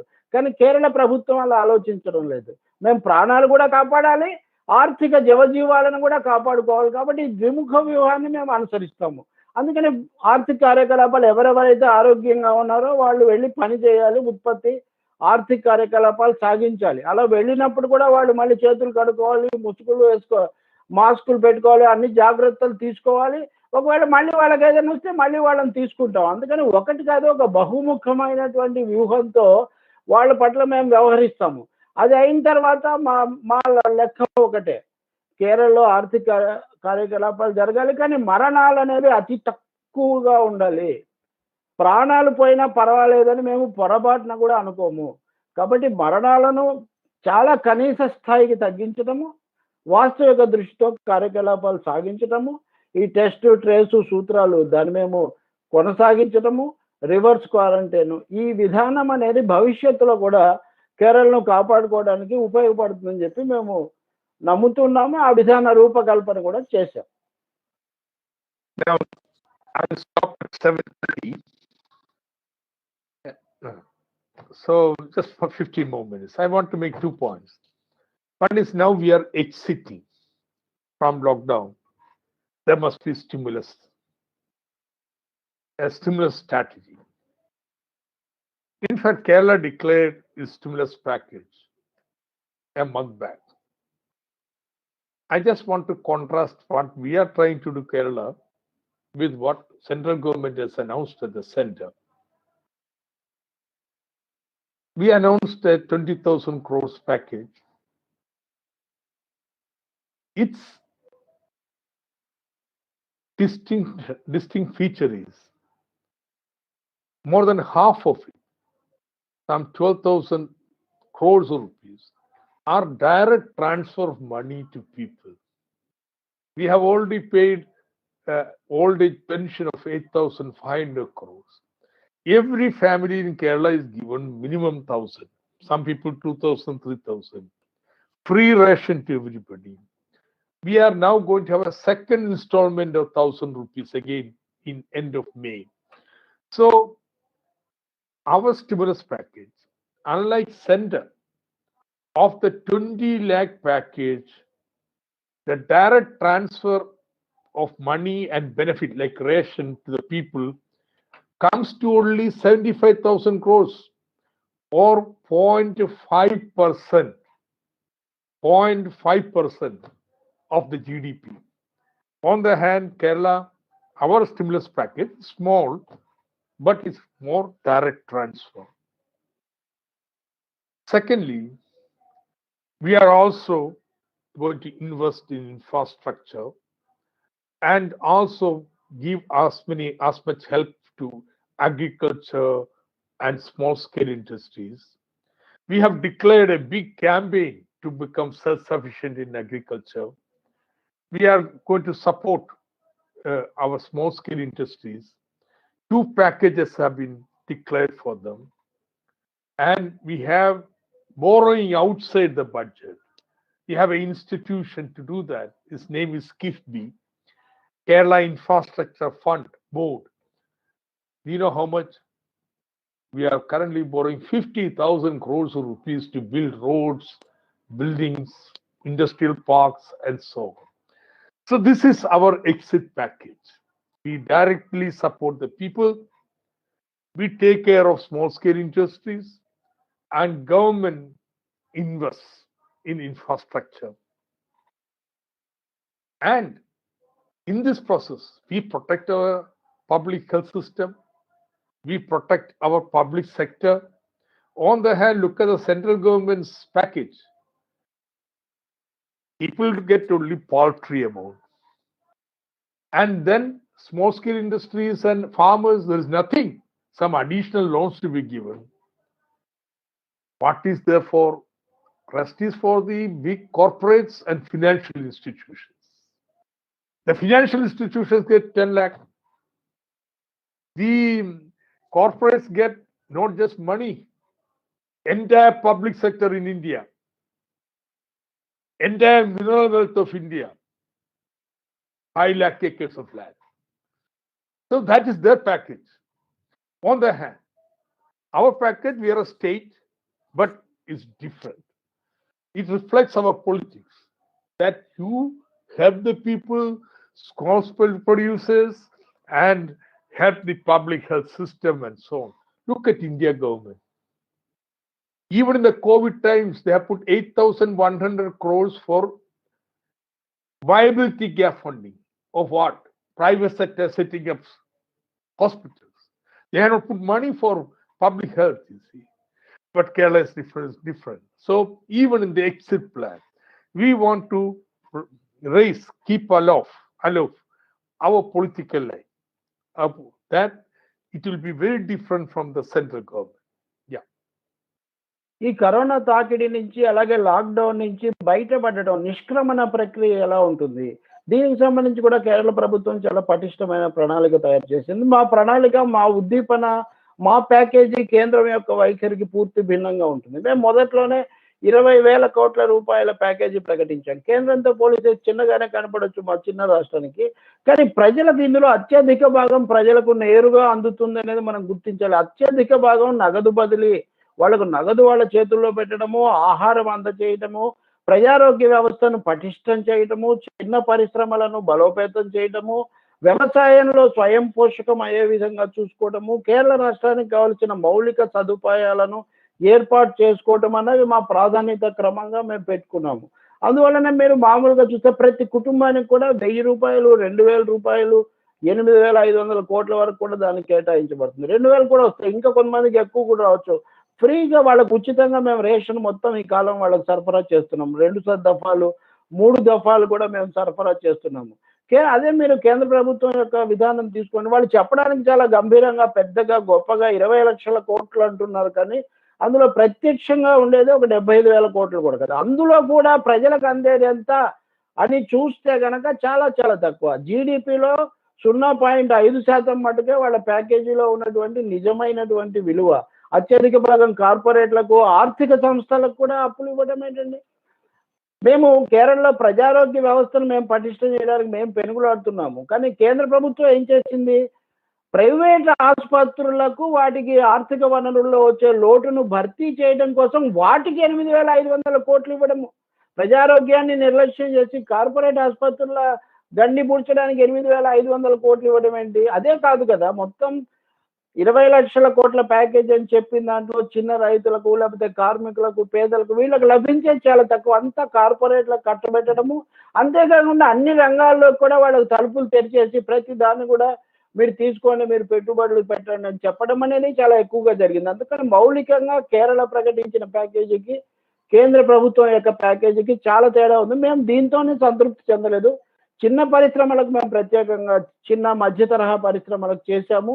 ఇన్ఫ్రాస్ట్రక్చర్ కూడా కావాలి, మౌలిక సదుపాయాలు కూడా ఏర్పడాలని మాకు తెలుసు. అందుకే దానికోసం మేము కెఫ్బి పేరు మీద 50,000 కోట్ల రూపాయలు ప్రత్యేకించి మౌలిక సదుపాయాల కల్పనకు ఏర్పాటు చేస్తాం. ఇవన్నీ కూడా భవిష్యత్తులో కేరళ ఆర్థిక వ్యవస్థ పుంజుకోవడానికి, ముందుకు పోవడానికి దోహదపడతాయని చెప్పి మేము ఆ విధానం అనుసరిస్తున్నాం. కానీ కేంద్రం దీనికి భిన్నంగా చాలా పెద్దగా చెప్తూనే అన్ని కూడా కార్పొరేట్ దిశలోకి, ప్రైవేట్ దిశలోకి మళ్లించటము, ప్రైవేట్ ఆసుపత్రుల వైపు మళ్లించడము, ప్రజారోగ్యాన్ని నిర్లక్ష్యం చేయటం పూర్తి భిన్నమైన దిశలో ఉంది. So the last point, comrade. So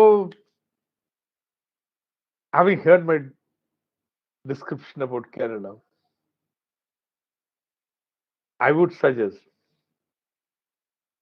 that we should take up some village or few villages or area where you have influence and demonstrate how this COVID can be tackled. Because it's not the huge money that is required. One, if you have an area, village or a cluster of villages, anybody who is coming from outside will have to quarantine in their house. This is something that you have to enforce, the social discipline. If somebody gets COVID in the nearest hospital or our own facility, we have to provide them support. But there is this tracing and isolating and so on, which is a social activity. Somebody gets a disease, try to make a list of the people they have contacted, advise them to stay back. See, we have the advantage of having state government, having local governments, which of course is not there.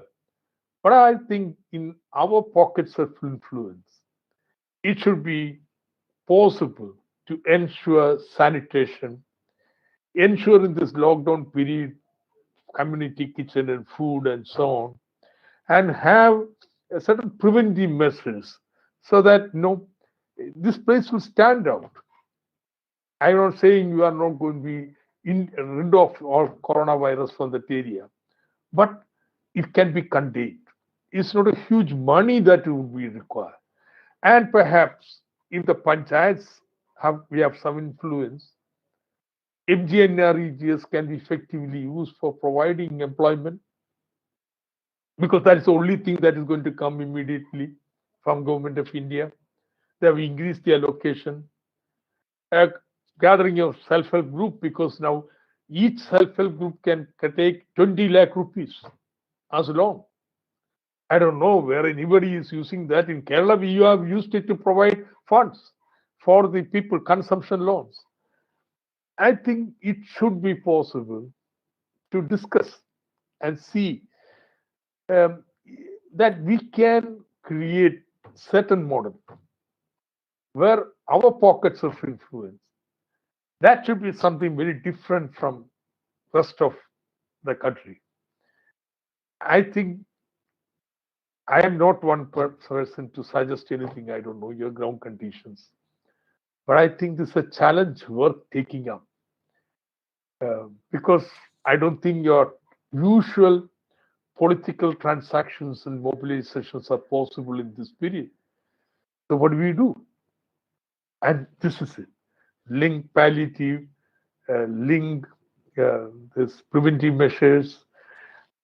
Maybe Nellore or somewhere we have a hospital and public health base. And I think something of this sort should be experimented with. It's only my suggestion. Don't take askance. I want to thank everybody for giving me this opportunity of talking to you. At 7:30, I promised to talk to news clips in the evening, so I had to stop here now. So thank you very much. Once again, your translation was amazing. Good. Thank you. Thank you so much. It's a privilege for me. Yeah, translate. Yeah, thank you. I'm telling about you every day in TV discussion that Thomas Isaac mentioned this, so it is taken like that. Anyway, comrade 7:30కు నేను news click తో మాట్లాడడానికి వెళ్ళాలి, కాబట్టి ఈ లోపల ఒక అంశం మటుకు చివరి అంశం నేను మీకు చెప్పి వెళ్తాను. అది కేరళ అనుభవం గురించి నేను చెప్పాను. మీరు కూడా ప్రయత్నించండి. ఇక్కడ మాకు రాష్ట్ర ప్రభుత్వం అధికారం ఉంది కాబట్టి మాకు కొంత సౌకర్యంగా ఉంటుంది, మీకు లేకపోవచ్చు. కానీ మీకు కూడా పార్టీకి పలుకుబడి ఉన్న చోట, ఉద్యమం ఉన్న చోట, చేయగలిగిన చోట మీరు కనుక అలాంటి ప్రయోగం చేస్తే, ఈ కరోనా వైరస్ ఉన్న చోట ఆ విషయాలు తెలుసుకోవటము, వాళ్ళకు సంబంధించినటువంటి వసతి అది చూడటము, వాళ్ళ మీద నిఘా వేసి ఉంచటము, అంటే ఇదే టెస్ట్, ట్రైట్, ఐసోలేట్, సపోర్ట్ అనే ఈ సూత్రాలను పాటించడానికి ఒక గ్రామంలో కావచ్చు, కొన్ని గ్రామాల సముదాయంలో కావచ్చు చేయగలిగితే ఏముంది అక్కడ. కేంద్ర ప్రభుత్వం ఇది డబ్బుతో సంబంధించింది కాదు, విపరీతమైన డబ్బు దీనికి అక్కర్లేదు. కానీ జాగ్రత్తగా ఉంటాము, కట్టుదిట్టంగా ఉంటాము, అందరి యొక్క సహాయాన్ని స్థానికంగా సమీకరించడం అనేది దీనికి చాలా ముఖ్యం. కేంద్ర ప్రభుత్వం కూడా చాలా పరిమితంగానే సహాయం చేస్తుంది. ఒకవేళ పంచాయతీ కనుక మనకుంటే అది మరింత ఉపయోగకరంగా ఉంటుంది. అలాగే స్వయం సహాయ బృందాలకు 20 లక్షల వరకు అప్పు తీసుకునే అవకాశం ఉంది. ఎంతమంది తీసుకుంటారో నాకు తెలియదు. కేరళలో మేము దాన్ని పూర్తిగా ఉపయోగించుకున్నాం. అటువంటి సదుపాయాలు కూడా తీసుకోవచ్చు. ఇలాంటివి చేసి ఒక ప్రాంతంలో, ఒక పరిమిత ప్రాంతంలో అయినా కూడా ఒక ప్రభావశీలంగా కరోనాను అరికట్టడం విషయంలో మిగతా వాళ్లకు దీనికి ఉండే గుణాత్మకమైన తేడా ఏంటనేది కనుక మనం చూపగలిగితే అది చాలా ఉపయోగంగా ఉంటుంది. ఇది కేవలం నేను చేస్తున్నటువంటి సూచన మాత్రమే, ఎందుకంటే క్షేత్రస్థాయి వాస్తవాలు తెలియకుండా నేను చెప్పలేను. కానీ అలాంటి ఒక ప్రయోగం మనకు చేయొచ్చు.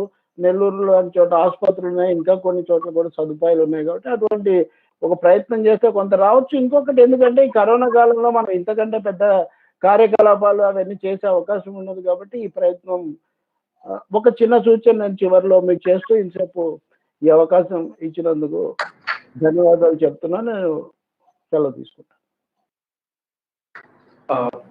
రాఘుల్ గారు మైక్ ఆన్ చేసి మాట్లాడండి. హలో అండి. Please go on. Thank you, Professor and Comrade Thomas Isaac, for the enlightening lecture on the tackling of coronavirus in Kerala. And it's very illuminating. And certainly we will take your advice, and we are doing here according to our capacity. We are involving and intervening in all those issues in Telangana and Andhra area. And we are helping migrants, and we are helping serving food to them, and we offered all our institutions, all our premises to the government so that they can utilize them as COVID rehabilitation centers. So our cadre also, volunteers are also, in spite of this danger of the disease, they are also doing. But certainly, as you said, as where we are some influence, certainly we will systematically we will try to intervene. Thank you for your advice and your lecture. Thank you very much on behalf of the Sundaraiah Vijnana Kendram. Thank you. ఇప్పుడు విజ్ఞాన కేంద్రం general secretary Veerabhadram గారు ఉన్నారు. వారు ఈ మొత్తం తెలంగాణ రాష్ట్రంలో corona virus వీటన్నిటిలో వాటిని కార్యక్రమాలను సమన్వయం చేయడంలో వాటన్నిటిలోనూ వారు ఈ కాలంలో కృషి చేశారు. అలాగే విజ్ఞాన కేంద్రం కార్యకలాపాల నిర్వహణలో కూడా నిర్వహిస్తున్నారు. వారు మనల్ని ఉద్దేశించి మాట్లాడతారు. రాఘుల్ గారు, థామస్ ఐజాక్ గారు నేను వెళ్ళిపోతాను అని చెప్పారు.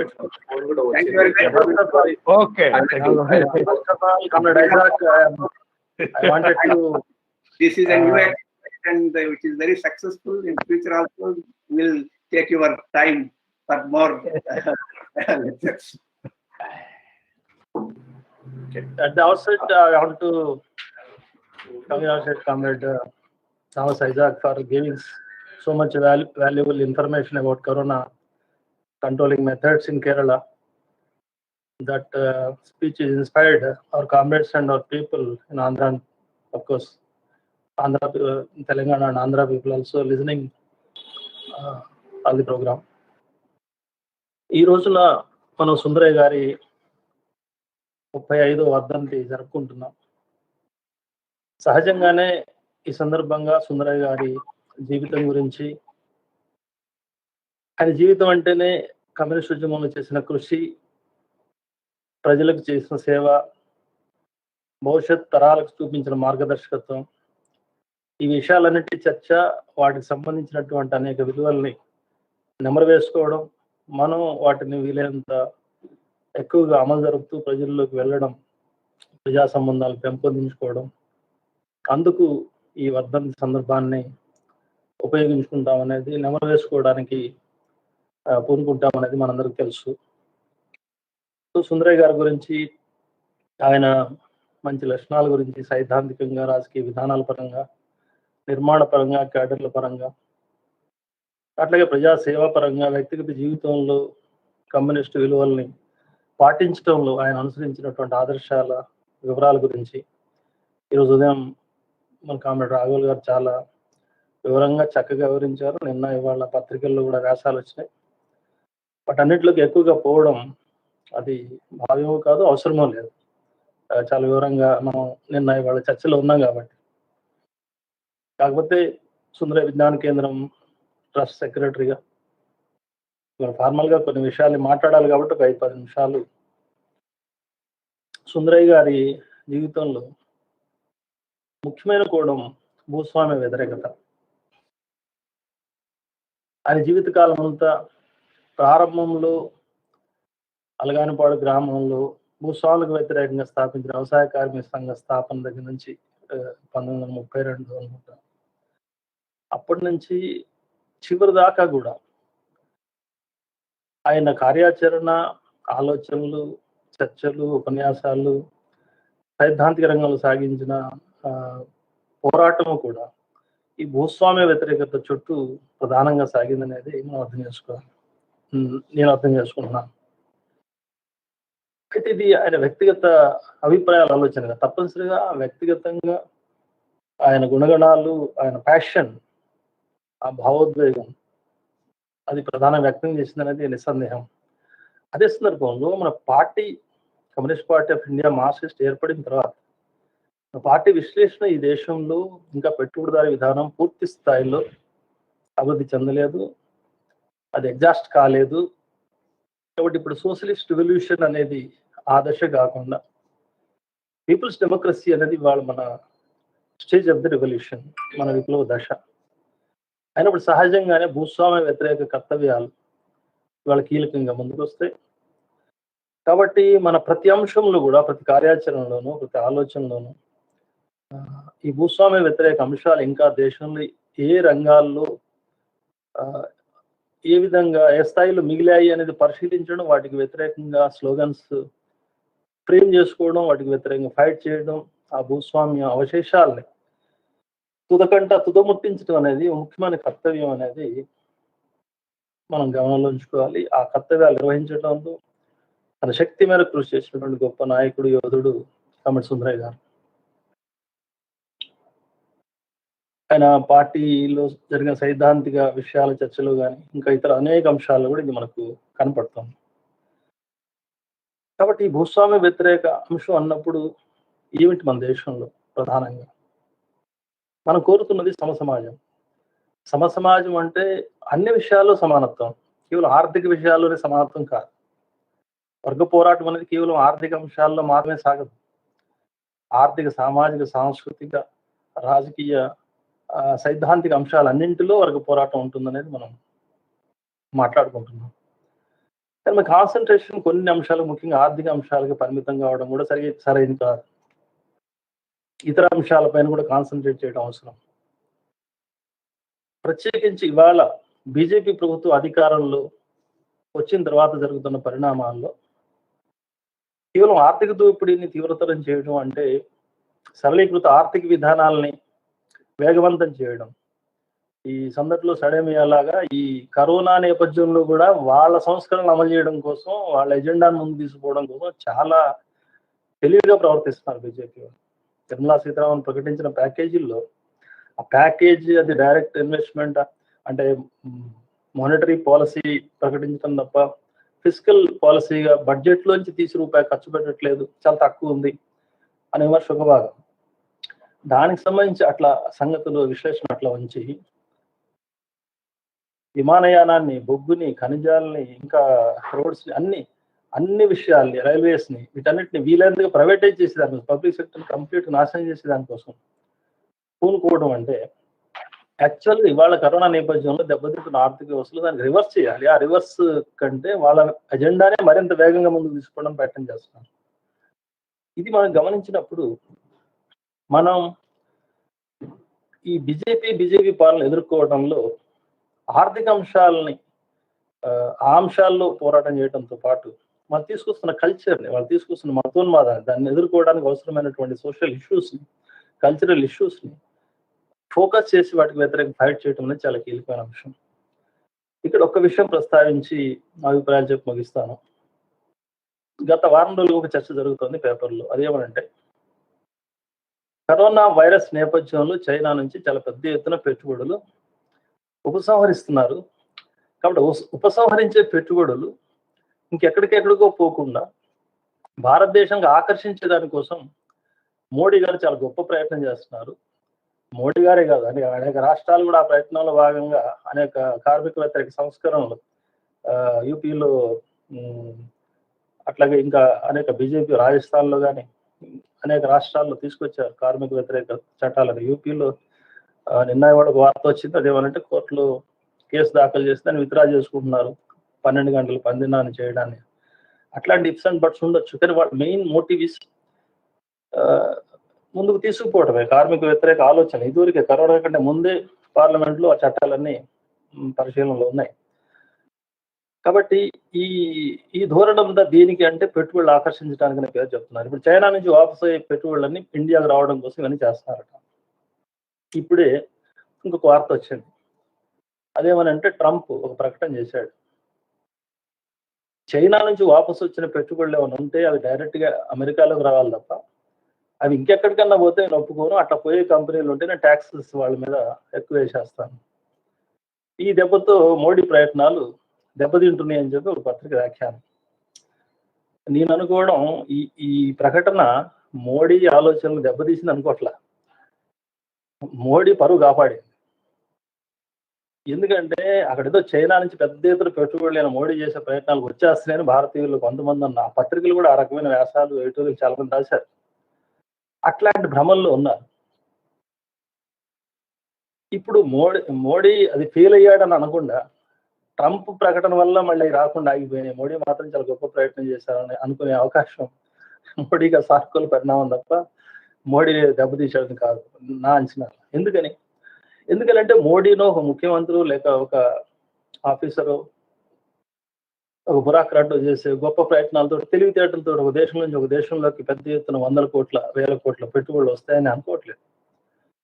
ఎందుకు ఇంకొక దేశానికి పెట్టుబడులు పోతే ఎందుకు ఈ దేశానికి పెట్టుబడులు రావు? భారతదేశంలో పెట్టుబడులు రావాలంటే ఇక్కడ ఇన్ఫ్రాస్ట్రక్చర్ ఏంటి, ఇక్కడ ఉన్న కార్మిక వర్గం ఏంటి, ఇక్కడ ఉన్న మొత్తం జనాభా ఏంటి, ఇక్కడ ఉన్న సోషల్ కండిషన్స్ ఏంటి, ఇవేం చూడకుండా వాళ్ళు ఇక్కడ తీసుకొస్తారని అనుకోవట్లేదు. చైనాకు అంత పెద్ద పెట్టుబడులు పోతున్నాయంటే చైనా కొన్ని చర్యలు తీసుకోగలిగింది కాబట్టి సోషలిస్ట్ సిస్టంలోనే క్యాపిటలిస్ట్ మెథడ్స్ కూడా కొన్ని వాడుకోవడం సంగతి అట్లా ఉంచి ఆ చర్చ ఎలా ఉన్నప్పటికీ అక్కడ ప్రొడక్షన్ ఫ్రెండ్లీగా ఎన్నో చర్యలు తీసుకోగలిగింది. ప్రొడక్షన్ ఫ్రెండ్లీగా ఎన్నో అంశాలు వాతావరణం అక్కడ ఆర్థిక వ్యవస్థలు ఉన్నాయి కాబట్టి అక్కడికి వెళ్ళారు. ఇక్కడికి రావాలంటే ఆ రకమైన వాతావరణం ఇక్కడ ఉందా అనేది కీలకమైన సమస్య. లేదు, లేని అంశాలు ఏంటి వివరాలకు ఎక్కువ నేను పోనక్కర్లేదు. కానీ లేకపోవడానికి కారణం ఏంటి? లేకపోవడానికి కారణం ఇక్కడ కార్మికుల్లో ఒకటి ఉదాహరణకు స్కిల్ లేబర్ లేదు. ఎందుకు స్కిల్ లేదు? ఇక్కడ డిగ్నిటీ ఆఫ్ లేబర్ లేదు. ఇక్కడ స్కిల్ ఎక్కడ వస్తుంది? లేబర్కు గౌరవించే దృష్టే భారతదేశంలో లేదు. లేనప్పుడు స్కిల్ లేబర్ ఎట్లా డెవలప్ అవుతుంది? స్కిల్ ఎట్లా డెవలప్ అవుతుంది? సైన్స్ ఎట్లా డెవలప్ అవుతుంది? టెక్నాలజీ ఎట్లా డెవలప్ అవుతుంది? ఎక్కడైతే పని చేసే పనివాడు ఉన్నాడో ఆ పనిలో వచ్చే కష్టం గురించి, ఆటంకం గురించి తనకు అర్థమైన దాన్ని తన చదువుతో మైండ్తో అభివృద్ధి చేసి పరిష్కరించి సైన్స్ని డెవలప్ చేస్తాడు, టెక్నాలజీని డెవలప్ చేస్తాడు. అతనిచ్చే సమాచారం ఒక సైంటిస్ట్కి ఒక పిహెచ్డి ఫెలోకి వీళ్ళకి ఉపయోగపడుతుంది. వాళ్ళు ఇంకా ఎక్కువ కృషి చేయొచ్చు. కానీ బేసిస్ పనివాడి పురలోంచి యాక్చువల్గా పనిచేసే దాంట్లో వచ్చే ఆటంకాన్ని అర్థం చేసుకుని దాన్ని డెవలప్ చేయడం, దాన్ని రెక్టిఫై చేయడంలో ఉండే ఆ తృష్ణ, ఆ ప్రాక్టికల్ థింగ్, థియరీకి ప్రాక్టీస్కి ఉండే లింక్ అది భారతదేశంలో లేదు. 1000 సంవత్సరాల పాటు లేదు. పనిచేసే వాడికి విద్య లేదు, విద్య ఉన్నవాడికి పని లేదు, పని చేసే అవకాశం లేదు. కుల వ్యవస్థ అనేది దానికి పెద్ద ఆటంకంగా తయారైంది. పనిచేసే కులాలు స్కూల్కి పోవడానికి లేదు, విద్య నేర్చుకోవడానికి లేదు. అట్లాగే స్కూల్కి పోయేవాడు చదువుకున్నవాడు పని చేయడానికి వీల్లేదు. ఎవడన్నా పేద బ్రాహ్మడు పని చేయాలి, తను బతకడానికి పని చేయాలంటే కూడా పని చేస్తే అగౌరవం, అది బిచ్చమని ఎత్తాలి తప్ప వాడు పని చేయడానికి లేదు. ఈ సిస్టమ్ 1000 సంవత్సరాల పాటు నడిచింది. దీని ఇంపాక్ట్ భారతీయ ఆర్థిక వ్యవస్థ మీద ఉంది, భారతదేశ సైన్స్ అండ్ టెక్నాలజీ అభివృద్ధి మీద ఉంది. భారతదేశం ఒకప్పుడు చాలా గొప్ప నాణ్యత కలిగిన వస్తువులను తయారు చేయగలిగిన తర్వాత దెబ్బతిన్నది అంటే కారణం ఏంటి?